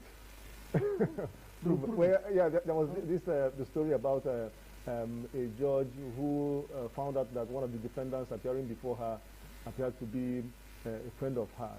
And so she had to recuse herself, you know, making the statement there that this is a friend of mine. I cannot be the one presiding over this matter. Therefore, the matter should be reverted back to the chief judge, who will reassign it to another. But it happens. That's where I'm having problem. That's where I'm having problem with appointing someone to get this thing done. It has been difficult. I didn't say appointing somebody within APC. I didn't use the word though. I mean, they're intelligent Nigerians that has integrity, not within the, not those who are vying for Senate or going for governor or going for House of Assembly. No. I'm talking of independent body who will not they will not be swayed by any pressure. They will do their job. It means properly. You have lost complete interest or complete what I call it again, confidence in the ability of the police to do their job to the letter. That is the implication here. Yes. I have lost interest. I do not have confidence that the Nigerian police, left alone, they will do a good job over this. If not, by now, the IGP would have arrested Dave Umahi and the father and that girl who wrote who deposed to that affidavit immediately. The father of the girl who came and said, we don't want autopsy. Over what? Over a death that is above you? This one is above him. This is interesting, but you know, this is a matter that Nigerians really want to know where it is leading to. You know, there was just after this, someone died in Delta State. I think that matter is also being investigated by the police. The young girl who visited a friend. I don't know the kind of conversation they were having that led to that. Is it the girl? Yes, to the girl committing suicide. So these are things. I think Nigeria has got to a point. I don't know why it is so that every time we move from one incident to the other. Before we are done with discussion of one, another one comes up, appearing to have, you know, trying to overshadow the other incident. I don't know where we're headed to with this. I think the reason is that when it happened, one happened, they kept it under the carpet. The second one happened under the carpet. So it continues like that. We are actually out of time at this point in time. We are glad to have barrister as Tony Ayanwo, who has come here to help us analyze this issue even further. We've had people complain about the conventional media not even trying to say anything about this matter. Here we are, we've discussed it, and then I think other persons are raising their voices, trying to find out what truly transpired. It is human life that had been lost, but at this point in time, we'll be handing over to our Lagos Network studio. Thank you so much for being with us. Thank you very much.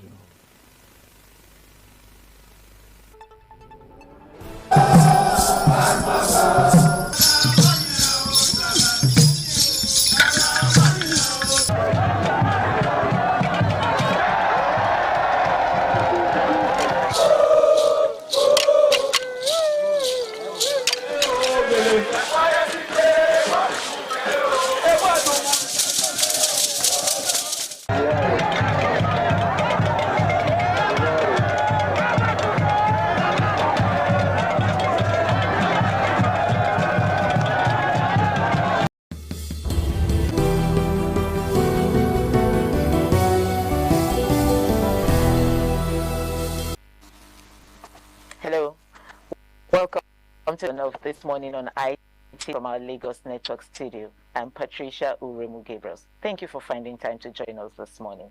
And from our Lagos Network studio, we're going to be looking at Mary Hibila's death.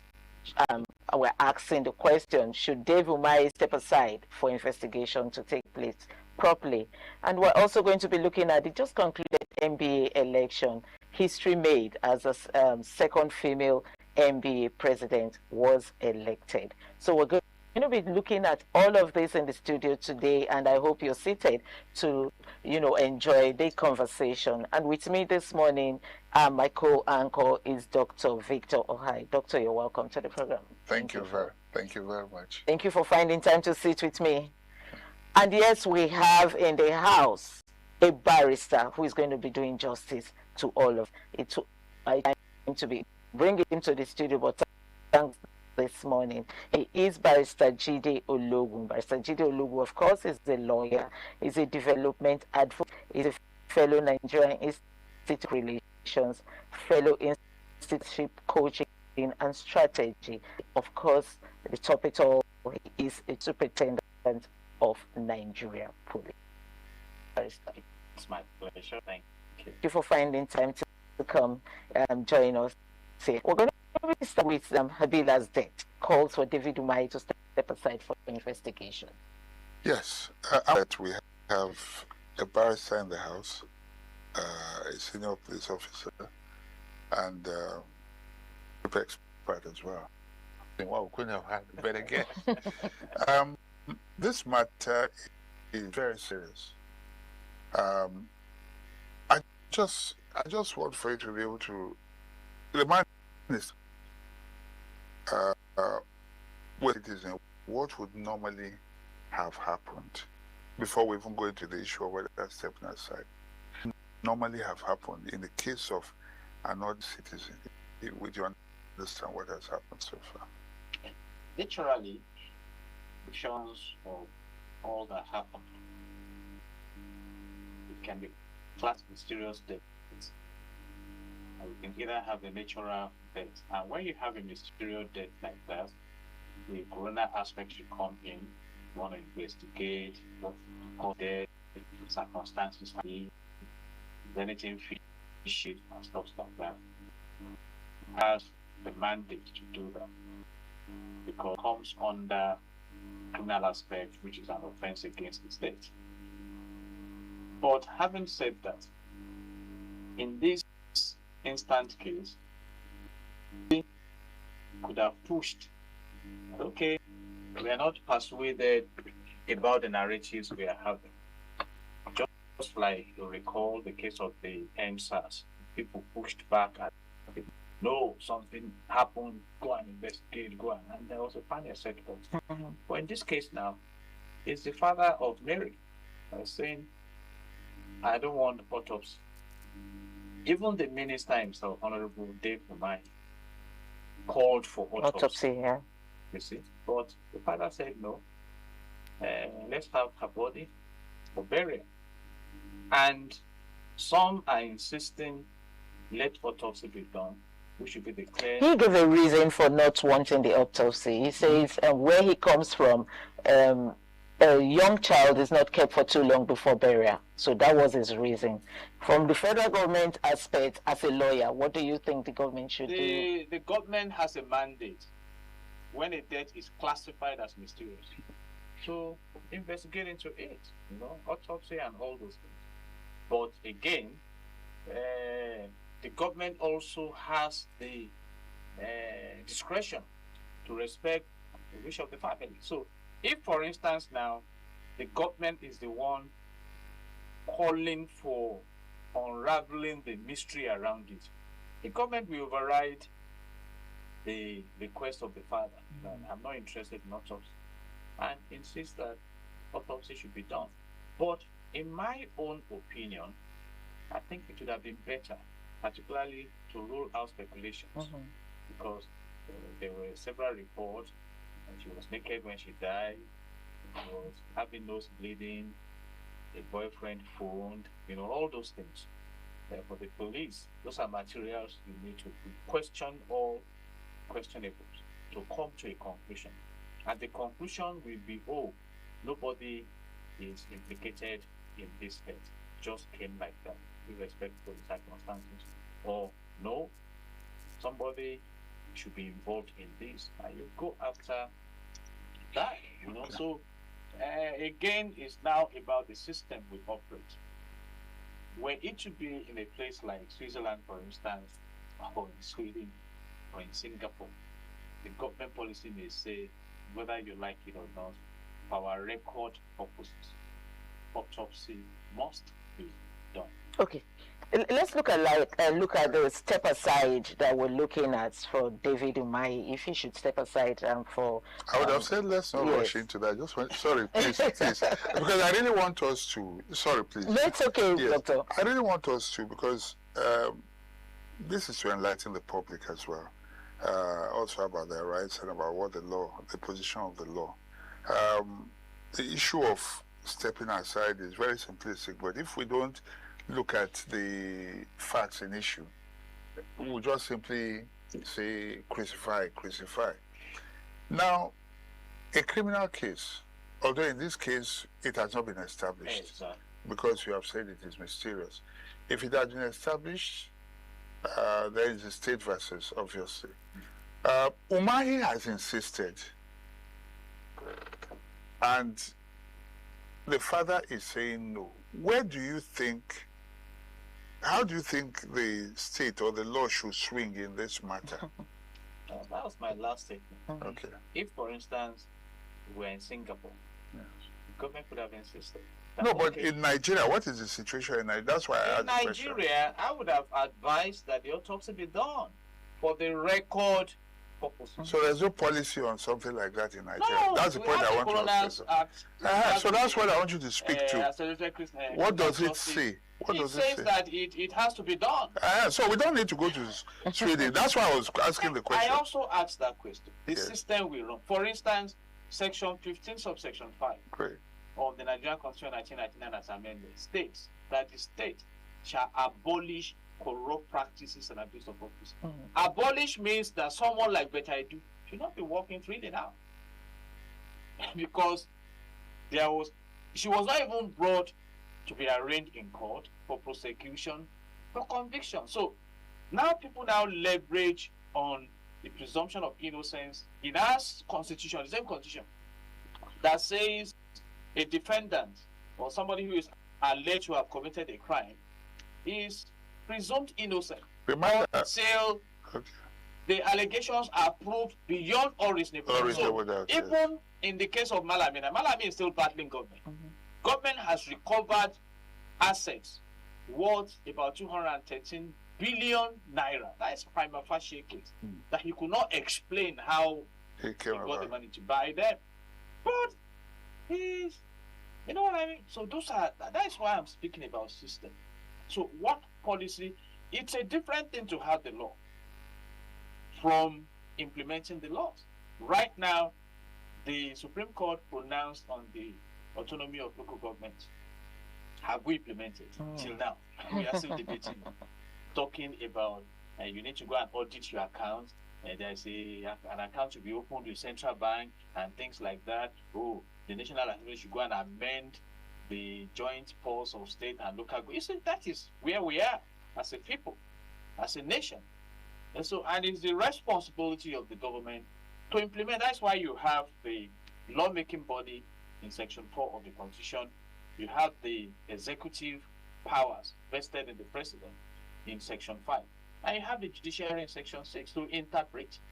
And so the lawmakers make the laws, the executive is to execute, the judiciary to interpret. So those are the issues of our time. And the perception people have on the scale of public relations is that when it involves the high and mighty, that justice may not find a way of expression. You see, and I think that may lead us to the question. Yeah, so Dave Umahi yes, that's the question I wanted to ask because Nigerians actually want to get the answer to this. Yes.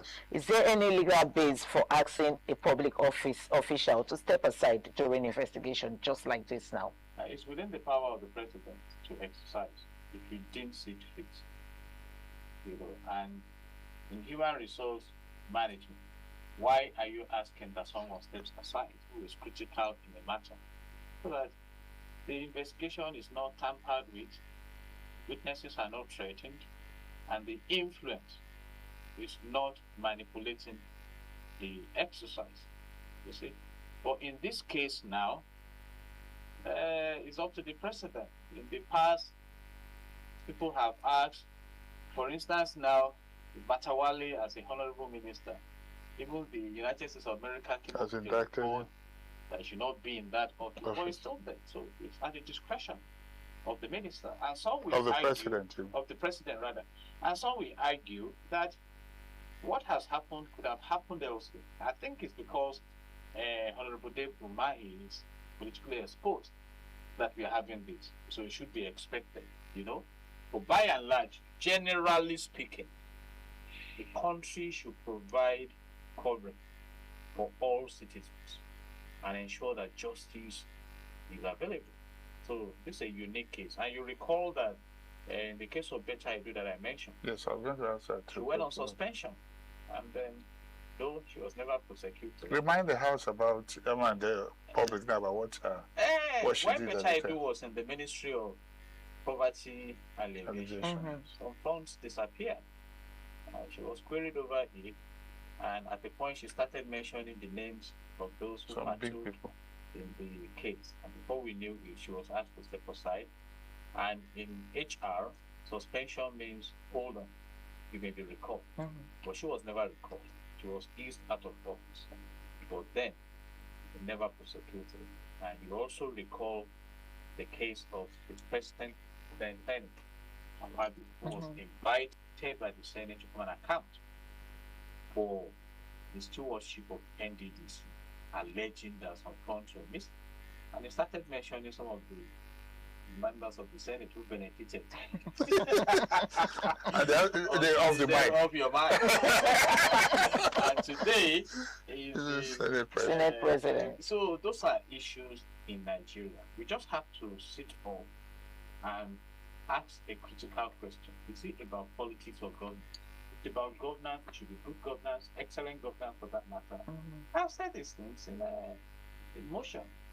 So, but for now, you expect that there will be a lot of discussions going on around this. But I must commend Honorable Dave Umahi for even asking for an autopsy.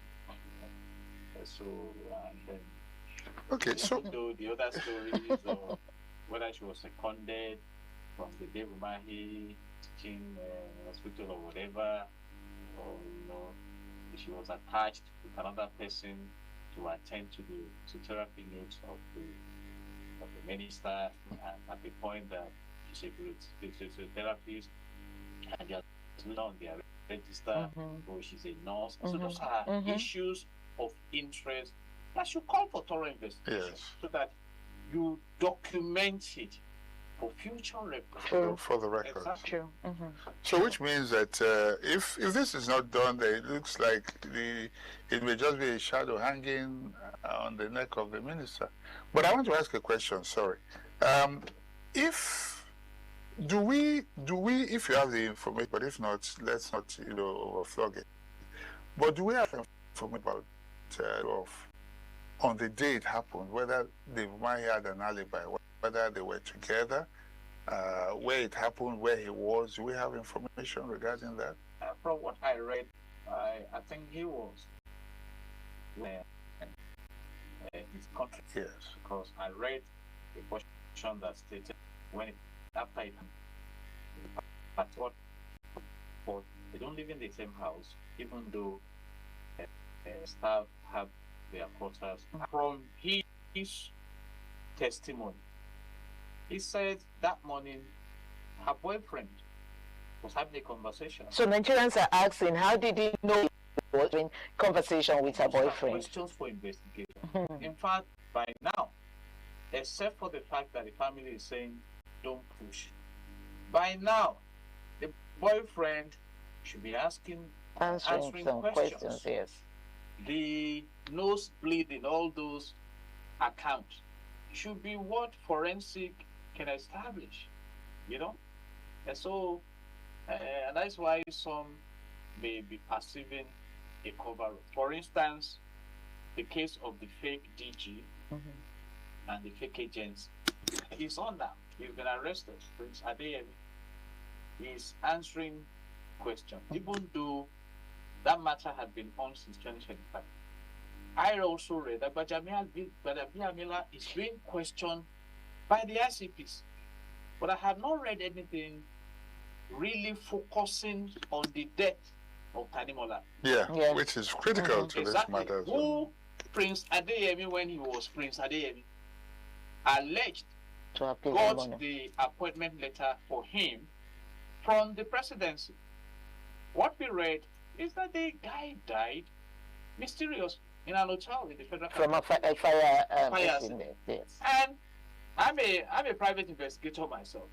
I want to know to what extent that fire affected the whole building, or is it just that it's a spiritual fire that just came? So there are you invite the owner of that hotel, you know investigations. Look at the case of the young man that died in an hotel in Ile-Ife. Yeah. When that big man has been convicted, that's what the owner of the hotel and realized he was carrying out these nefarious activities with his employees and things like that. If not the family of that young man for it, that was gone like that. So, and in reinforcement theory in industrial psychology, you promote what you do not discourage. If we create an impression that, anything can happen, and without digging into it to nip it, then we'll be amplifying. And that's why, generally speaking right now, it appears that many people are not afraid of the justice system. What's the big committing crime? So especially if you're... Look at the way we are handling the bandits, so those are the issues. But on this case now, it's left for the government to president to say. So that brings me to this question. Over the government. From a legal standpoint, does the death warrant an independent investigation?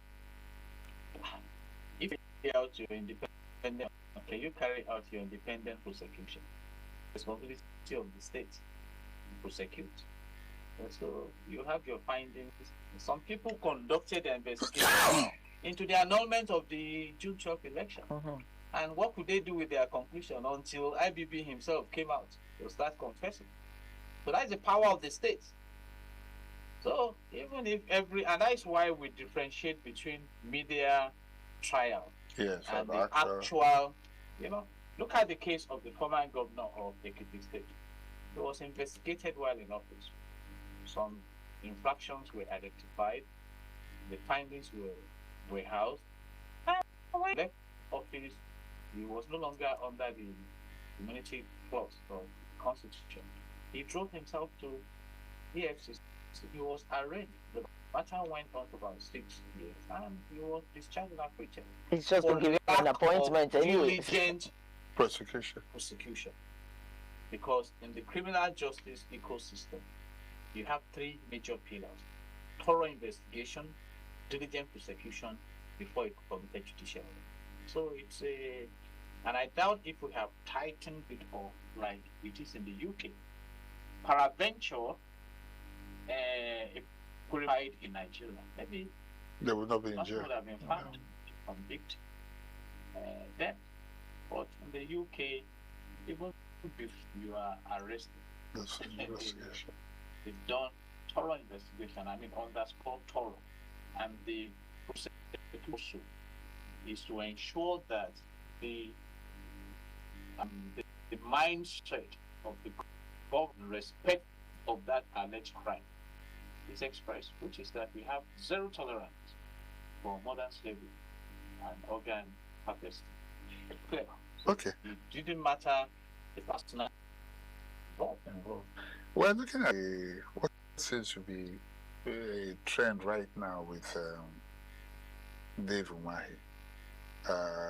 First, the woman that I accused him earlier on of not paying her, and then later the matter was just dismissed.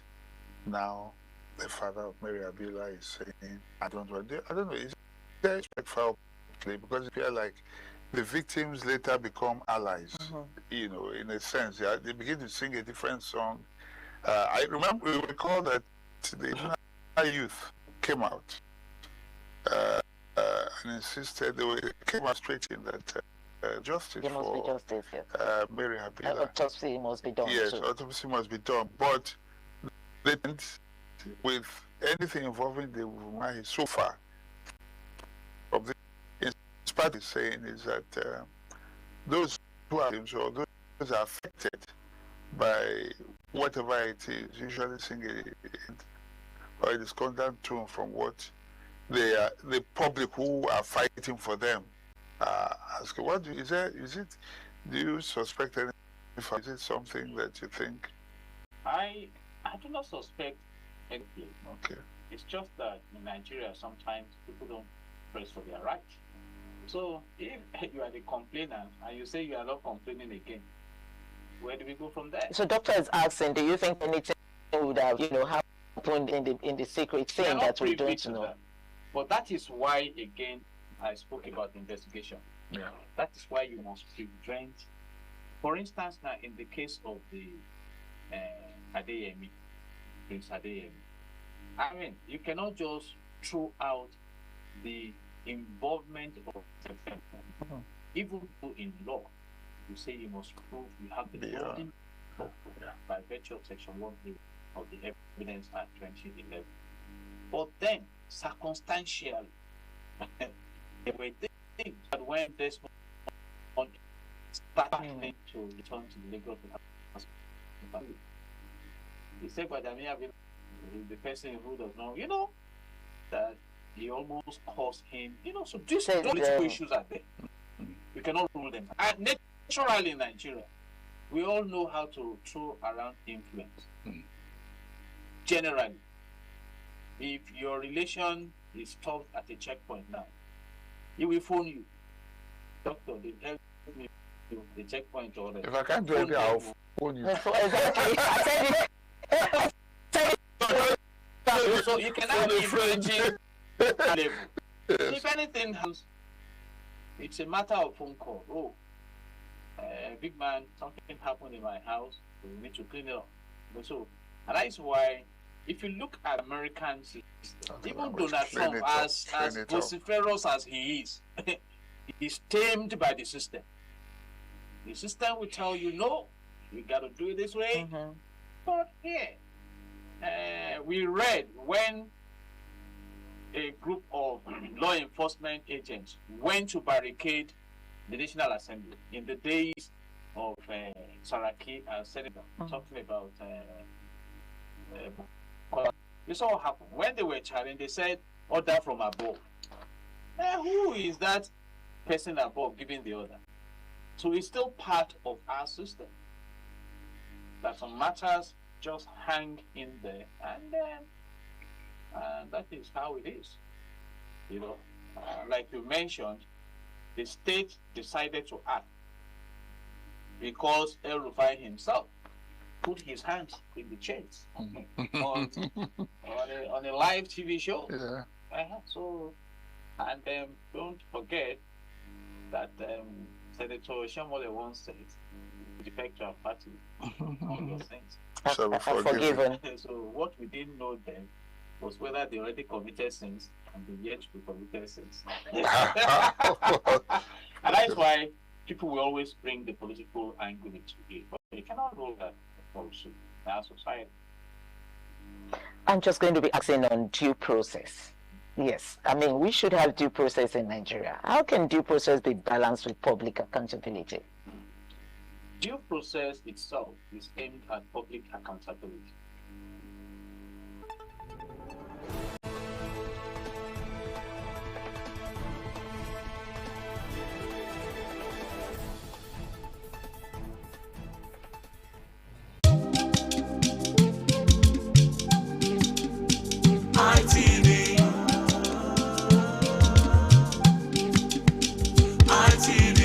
ITV, certainly the best.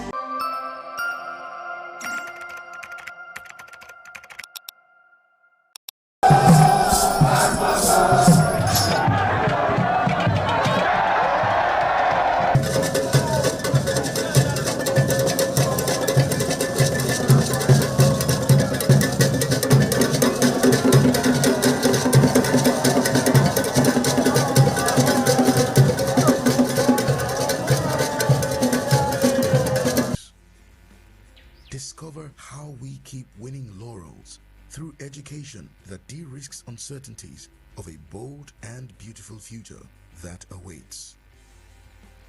Igbinedion University, advancing knowledge and creating opportunities with excellence. Situated in the majestic city of Benin, the home of culture and tradition, are two of the few wonders of the world in hospitality. Oti Hotel Boutique and Spa, number 1, Lucky Lane off Etete, GRA, Benin City, and Oti Luxury Hotel, Sapele Road.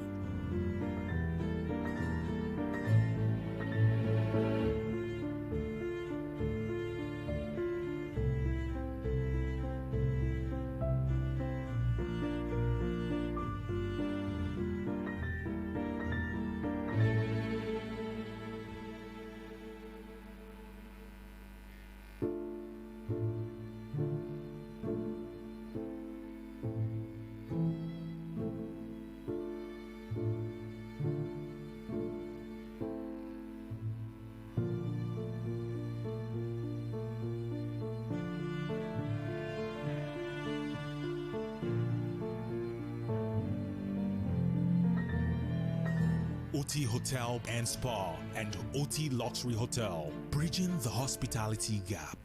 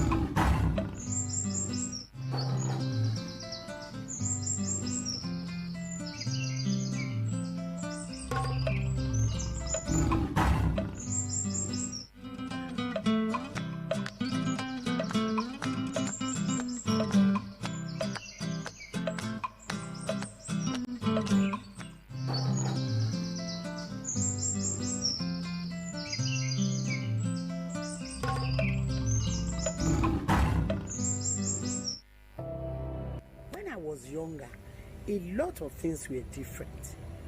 Unfortunately, most of the differences I see now are heartbreaking and are not good at all.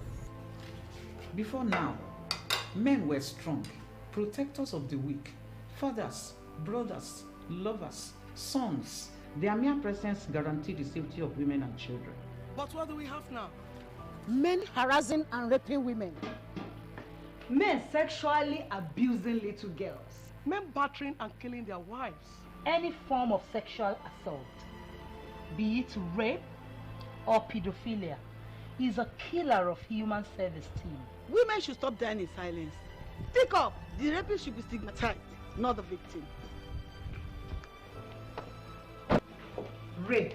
I dread the sound of that word. I think death sentence should be the consequence of such a terrible act. And you mothers, build trust and confidence in our children. Believe them when they report and take necessary action. Talking of mothers, before now, women were virtuous. They were mothers, sisters, lovers and daughters, nurturing, counseling and supporting their men folk.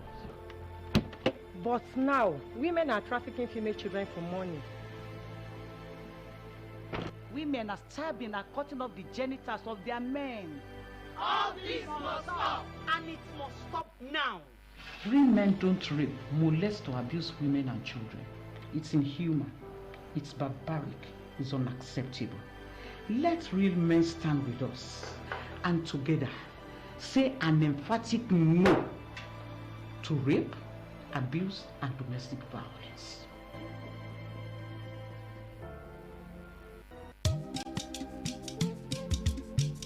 Independent Television and Radio has reviewed and slightly adjusted its commercial rates from previous pricing. This adjustment is aimed at enabling the station to effectively cushion operational costs while continuing to deliver high-quality content and exceptional services to our esteemed viewers and clients. The rates effective from 1st of April 2026. We are pleased to inform you that ITV and Radio now provides real-time transmission of news coverage as events unfold. We are fully equipped and readily available to showcase your live coverage needs at competitive and affordable rates. We encourage you to patronize us and experience our commitment to quality service delivery. Contact us at Corporate Office, Glass House, Airport Road, Benin City, Broadcast Complex, Igosa, Lagos Express Road, Benin City, ITV Lagos, 15 Akinola Coal Crescent, Tuashe Estate off Adeniyi Jones, Ikeja, Lagos, 10 and 11 Nikita Hilltop Avenue off Jubilation Road, Mpape, Abuja, or visit our website at www.itvradio.ng.com. ITV and Radio, poised to serve you better. Richard didn't want to die, but he couldn't stop himself. The collision with the car didn't kill him, but he wasn't wearing a seatbelt, so he continued on his journey. When he hit the inside of the car, that didn't kill him either. But his internal organs carried on traveling until they hit his ribcage, and his lungs were punctured, and the main artery from his heart was torn. And that's what killed Richard.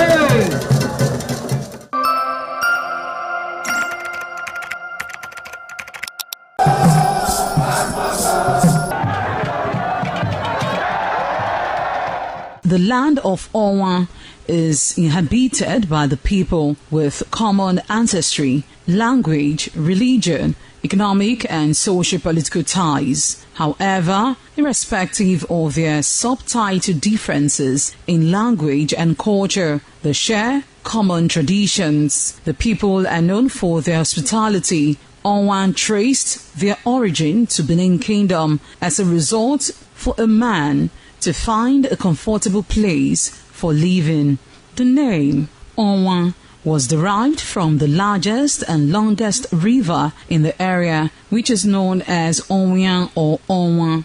It means one who makes merry in affluence.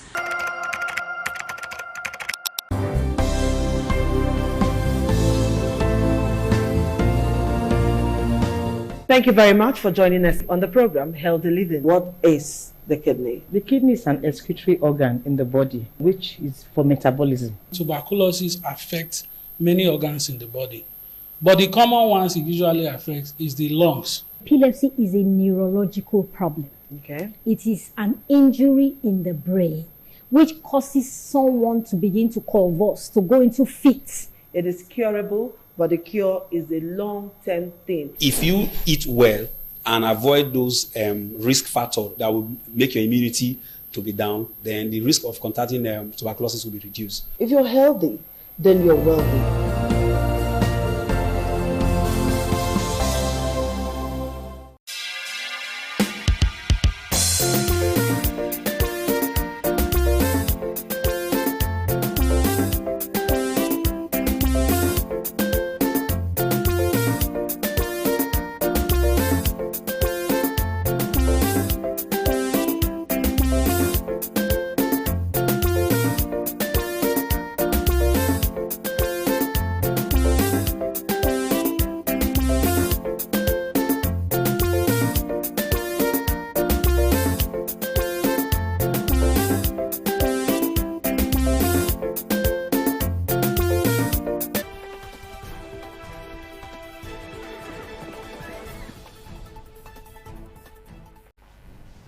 Of course, there's this morning on ITV, and we're also following closely on what the government should be like, most especially as we talked about earlier on accountability in governance.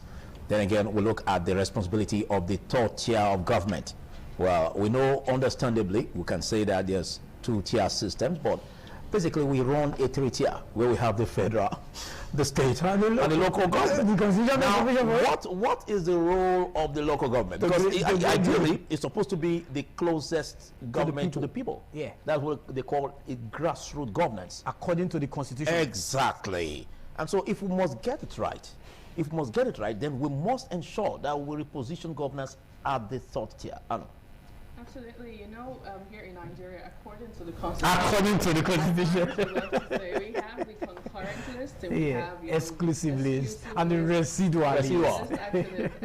So, according to the constitution, if all back to what we said earlier, we're in the country where we have so many rules, so many policies, but the problem is implementation.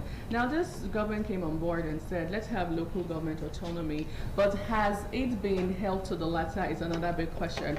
The other time, someone was actually saying that a situation where the government of the day, the federal government, cannot hold the governors accountable as regards the local government autonomy that we have here in Nigeria, why it seems that the governor of the day still has much more power on local government chairman in the country says a lot. But then again, let's not forget that 2027 is around the corner, and the federal government, the president, and every other person involved would need these guys to do their bidding, you know, quote and unquote, come 2027.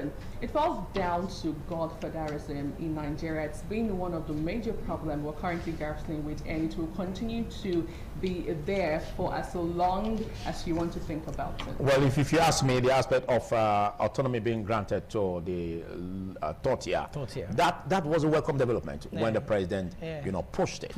And of course, it was given the speedy attention at the National Assembly. And the president probably, I would say probably, didn't know that the subnational government heads will have to clamp down on these, you know, local government bosses. A situation where, when the president announced it, it gave some frenzy, you know, atmosphere to the subnational government heads. Yes, they weren't really happy with that. So it took some time. Probably they were now looking for a way out to come around it. And it got to a point where even the local government bosses were saying that, no, we don't want autonomy. We want it the way it used to be. They want to remain slaves in the hands of the governors. Some have said, if we are to look at it critically, that even the way it is now, they go there, pick the money, and drop it with the governors. Of course, it's with the governor. That's I didn't say that. Look at the just concluded local government election that happened here in Edo. What happened? 18 over 18. That is a normal thing everywhere. No, so, the people like the party. No, the people don't. No, you can't say that. Philip, the people, everybody in the people do look at the developmental strides of the governor, for instance. Everybody. That again is a rally point. So for everyone to come around the governor and say, we want the party to be in governance in order to bring about, you know, speedy development. You see, I totally disagree with you. Oh, I have a personal opinion of mine. Well, that wasn't my opinion. No, I only shared an opinion. No, because the truth is, you can't tell me that a local government election will be conducted, for instance, in a state like Kano that has 44 local government. You tell me 44 over 44? No, because the governors of the day have held the local government at the jugular. You know what happens when you hold somebody at that end? The person will submit, hands up. So that's what has been happening in the local But again, you also have to look at the process, the electoral process. What is the process? And again, that umpire that took charge of the state controls the electoral process. Yeah, because if you look at SIEC now, State Independent Electoral Commission, it's usually like an apron string to the subnational government. Usually. No, I don't just want to zero down there. It is. So that is what it is. Some have said, well, let's the national body conduct this. The same national body, they don't even have trust. That has issues with trust. The Nigerian Bar Association, the NBA, just conducted an election 2 days ago. We saw that threw up a female president. They brought up a female president. Fantastic president. Dogged woman, amazing, senior advocate of Nigeria. See how election was conducted. Yes, there were issues, we agree. But it was electronics. Every lawyer was in their house casting their vote. Why can't we cast vote like that in Nigeria? Don't forget that's just a small unit. It's a small unit, but it is the largest. It's a unit that is the largest in Africa. You are talking about heterogeneous background that Nigeria has. We can do it. Don't forget the fact this is a country that would have been countries brought together. Is it bigger than America? Well, you don't judge by that. Is it bigger than America? But don't forget that we run a civic public. By that I mean an Englishman's government. We had a primordial government. By that I mean the traditional system of government. And so this government what we're having is strange, is alien to us. So it's going to take some time before we learn the process. But some of I don't have something to say.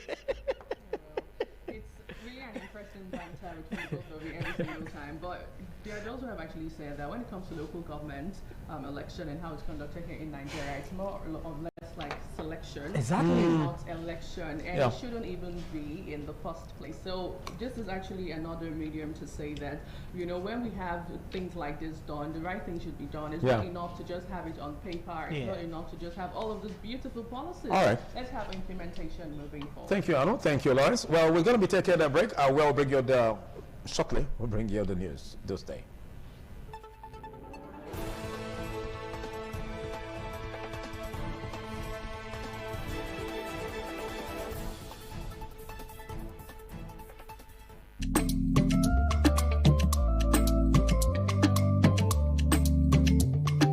The man went out to bring in thugs to come and beat her. Yeah. In a situation like that, do you think women would have seen that and still want to speak? Really, we're talking about. That's what I said. So when they bullied her, if she's not bold enough, she will shut up. What is your advice for girls out there that are so desperate to be married? We women, we have to be really intentional about our parenting. If you know a child is being abused, or you see signs, a bruise or a child, it has to be investigated. People barely even breathe when they are going for a shrebi and something. Party. You have to be they smart. Can't sit if down. You see where they are dressing them or dragging on both sides, you cannot breathe. And these women will stay in those events for hours just to keep up with that beauty trend. Is that healthy? That's not healthy. I am Patricia Uremu Gabriels, and we're reaching you live from our Lagos Network studio. Of course, Women in Conversation is a program designed for women to discuss about themselves.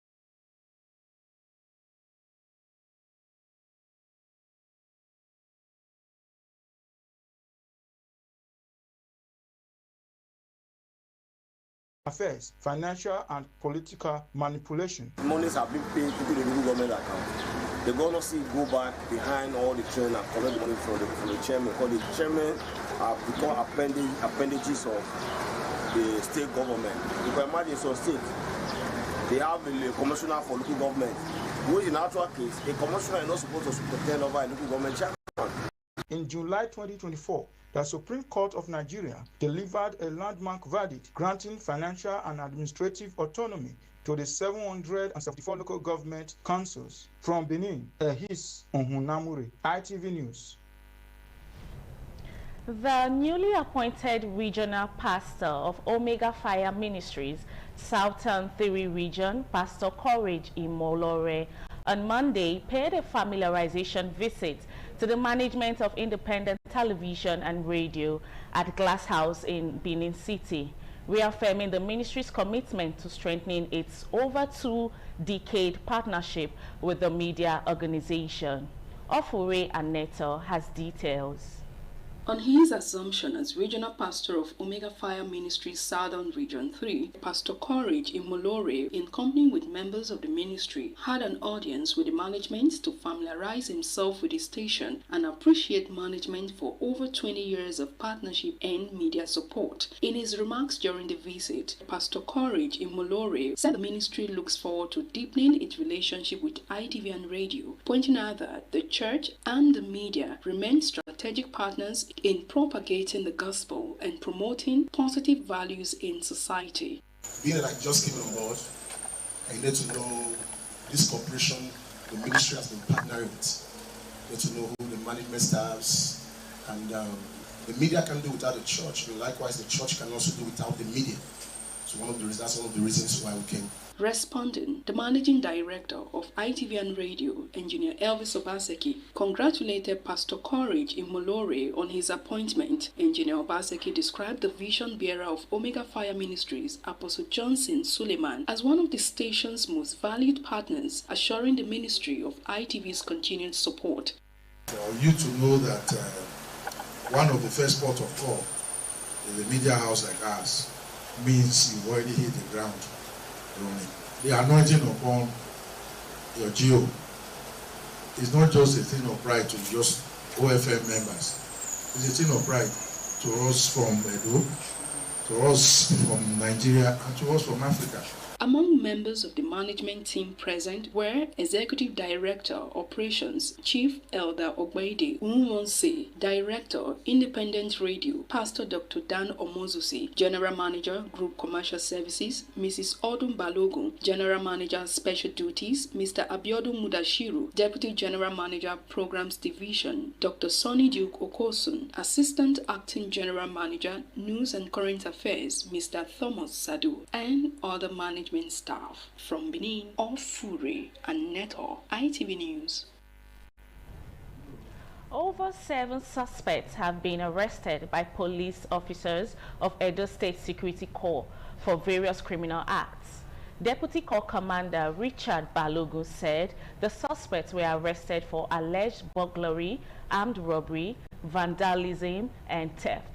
Jonah Omorowa has details. The Deputy Corps Commander, Edo State Security Corps, Richard Balogun, revealed that the suspects were apprehended by officers on a routine patrol at different locations in Edo South following intelligence reports. Mr. Balogun said the Corps has zero tolerance for criminal acts, saying that the suspects will be made to face the full weight of the law on conclusion of investigation. We made several arrests, ranging from vandalism, stealing of, just stealing, burglary and stealing, serious crime. All the cases, we document them, profile them, and hand over to the police. Some of the suspects, Mohammed Suleiman, Belia Aliyu, Omoye, and Nicholas, who confessed their involvement in the crime, attributed their actions to the handiwork of their enemies. 2 people that escaped. Me, I did not escape. So what's the name of the 2 others that escaped? We get Mali, we get Nah, this thing, I say, I go T-bomb. This man, he said generator give you. Not true? He said the generator give you. That generator, but you know say not Tifa. Okay, where you for carry the batteries now? Now for Azagba. Azagba. Okay. We see you can't do for her. One confirmed buyer. Items recovered from the suspects have been handed over to the police for further investigation. From Benin, Jonah Omowa, ITV News.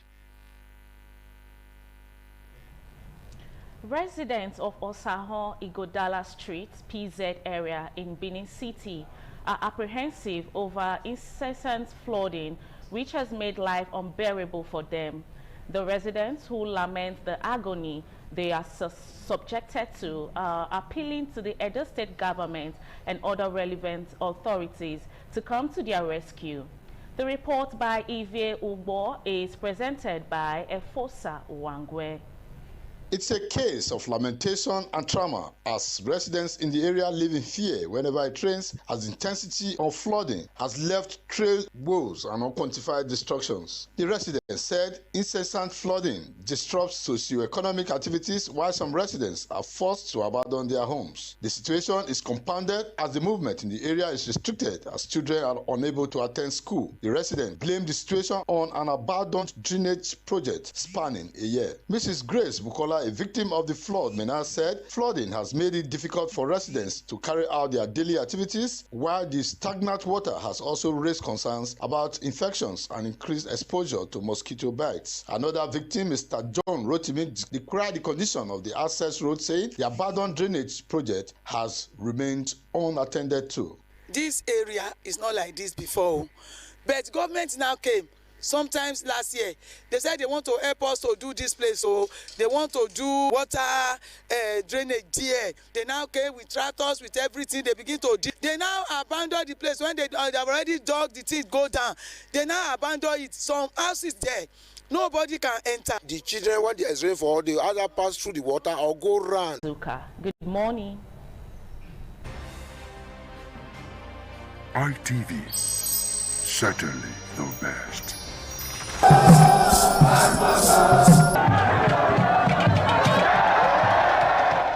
Onwa is rich in culture and traditions. The people are a mixture of traditional worshippers, Muslims and Christians. Onwa is located at the northern part of Edo State. It consists of two local government areas, that is Onwa West and Onwa East. It has a total number of 13 clans and 21 political wards, according to National Population Commission 2006 census. The population of Onwa people is put together at 251,686. The people love tradition and culture. Historically, the people ancestors in deep quest to hand down on their future children a society of love and friendship.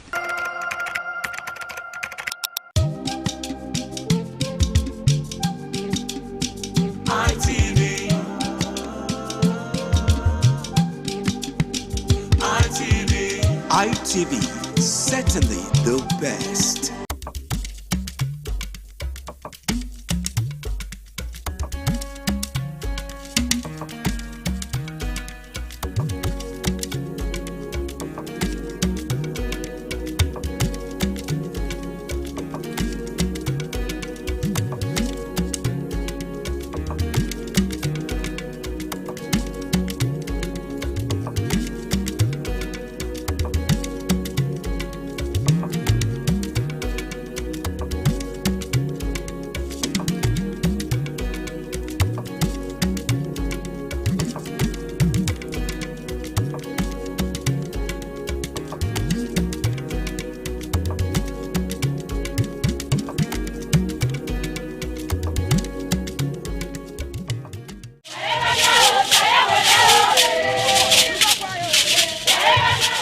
In a rare display of botanical brilliance, the palm tree defied natural norms, sprouting multiple branches that bear fruits.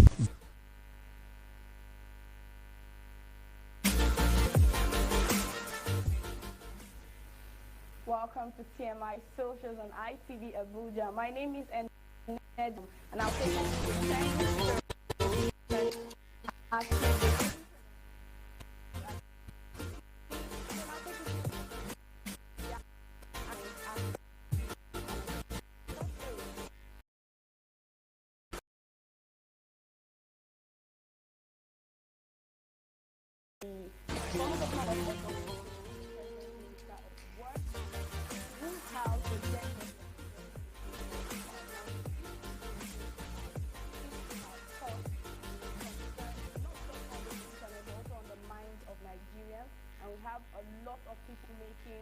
different comments, different concerns, and now our faith and our reputation towards, or to rather, international investors. How exactly do you think they're going to see us when we have all of these matters arising? Let's quickly watch the video together, and then I'll take you through the comments.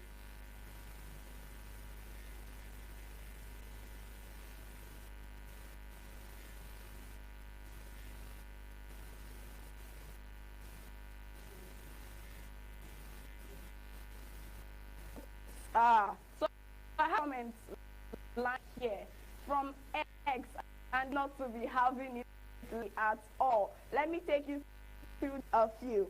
So the first here, Mazi Okwoma, he says the silence from the presidency on these heavy allegations against a sitting minister is deafening. Good use of words you see there. How does a country build national respect when its top officials operate completely above the law? He seems to be concerned about the fact that, we're not really hearing a lot from the presidency, we're not really hearing a lot from government officials concerning this serious. But could that be true, or is this just his view? So the next comment I have here is from By Grace on X. Imagine what the international community will think about us, he says.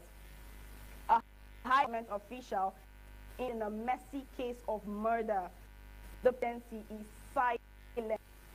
Yet another comment, the Maverick, he said, taking abuse and administration normal. It's a shame that the minister, if for one reason, is innocent, is doing himself injustice by working to ensure there's no investigation into. If he's innocent, he will be the one. Well, like I said, these are different views of people's, but at the end of the day, I'll take the police stance on all of this. The next comment I have from Grace Land. Switzerland says, very well said, Umahi should waiting trail in the prison, not granting interviews here and there. Umahi being caping innocent Nigerians, who argue with him, and he should not be swept under the carpet. Like I said, it's easily racking up the internet, not just also, this seems to be such a touch matter of Nigerians. The next comment I have concerning this issue is from P. Best Wares. That's the level of bad governance we have in a country called Nigeria. If it happened to a normal person by now in Abuja, he's in Abuja telling the world what really happened. But when you're in power in this country, you are free to do anything. Next comment from T. Muna. The silence of the presidency is highly sponsored by APC seller. He would have acted accordingly if it were someone outside their APC political party. Our judiciary became functional recently because of the forthcoming election in case of falsifying results again. Finally, the last comment on this issue before I take you to the next story is Ifeanyi. He says that I do things for granted for a very long time, and things will keep deteriorating because people who ought to speak for the masses are now due to pressure from the elite, the ruling class. It will be very difficult to the nation help us. Well, these are the different, and reactions touches different people and their hearts. Well, like I said, I will a viable stance of the right because different we have ways that we are reacting to the issue, and you should see it from a different view. Please have to refrain from spreading unverified allegations, character assassinations, and social media, which is the one right now. Authorities conducting a comprehensive and transparent investigation. State investigators for a forensic autopsy to ascertain the exact death. All right, so that's a stance from the police, and I think it's one that we should do and avoid any further serious allegations. So with end ourselves into trouble. But on my list is the next story I have here is from the president. And so people seem to be saying a lot about Bola Tinubu, who finally came out to make a comment about the xenophobic attack in Africa. Xenophobic attack. He says, "Remember that the freedom you enjoy is because of the sacrifices of Nigeria and others." President Tinubu condemns xenophobic attack in South Africa, and a lot of people are. I have different views about this particular, not because it's not correct, I think it's on. I have a lot of people saying, let me take you through the reaction so we look at it. So the first comment I have here, Annie Davis, Annie_Davis6.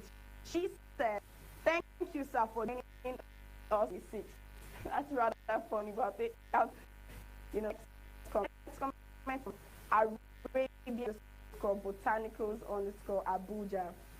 If them lead you, so them lead like you. Where we foresee this freedom. Here is K Solo Hits. Don't only same energy they give us by so doing will rest us. If not, now usual. Alright, well says it took how many business to come at this. I think this is a set of comments. How many business days exactly did it take to run? So this comment I have is from Mali. Come on now. What's all this while? We need an active president. Condemn not enough at this stage. We want drastic action against Africa. And the next one is from Odun City. Make it a better place. Nigerian citizens don't have to relocate to Uganda, India, and other dead nations in search of greeners. The next one is from Evelyn. This is response. Leaders of this country. Any Nigerian wants to go to all places. Or one more comment here. Story. There was a who never knew Joseph. Please address according to times. Last year is a comment. Orion speaking. It is disappointing Nigerians targeted or driven out in parts of South Africa, especially Nigerian support for the struggle against apartheid. In my opinion, those engage in or encourage xenophobic acts, a lack of gratitude for shared treat, blaming law-abiding Nigerians or other foreigners for economic and social problems is needed. Government should address the root causes of unemployment, crime, and inequality rather than allowing immigrants to keep going. Those responsible for intimidation should be held accountable, and every resident deserves to be treated and protected under law. There's a lot of things on this matter. It is quite sensitive one. Tax seems to be more on the presidency because people think, where has he been under the rock? Someone even went ahead to joining us in 26 because this matter has been going on, and he finally decides to drop a comment. I'll take you to a last story today. Big actress Kate Henshaw celebrates her 55th day, and you will believe she is bound looking like she's 20 years less than the age. So Kate Henshaw celebrates her birthday, and not only in style, and she's flaunting the fact that she has the first life still valid. Kate Henshaw's gets fans talking. This is something she wrote for herself, and we can see beautiful that she took for it. It says, the face card still valid, the confidence fully paid for, the heels they didn't come to me, and me, I have absolutely nothing to explain. I've earned every year, every lesson, every scar, every ounce of woman I have become. Now, with many comments, but I'm just going to take you through a few. A lot of people are happy on Instagram media platforms. We're great with you, and we hope that you continue to age with grace. That's all the time I have for today on my socials. This is brought to you by Abuja, and of course, my name is Eneja Wisdom. See you.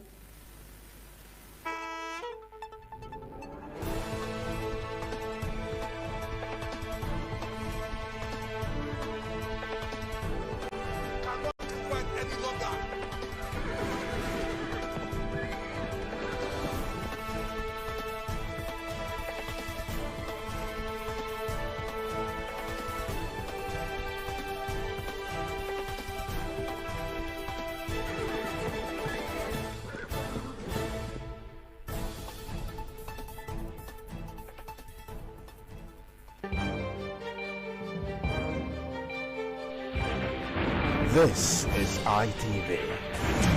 Certainly the best.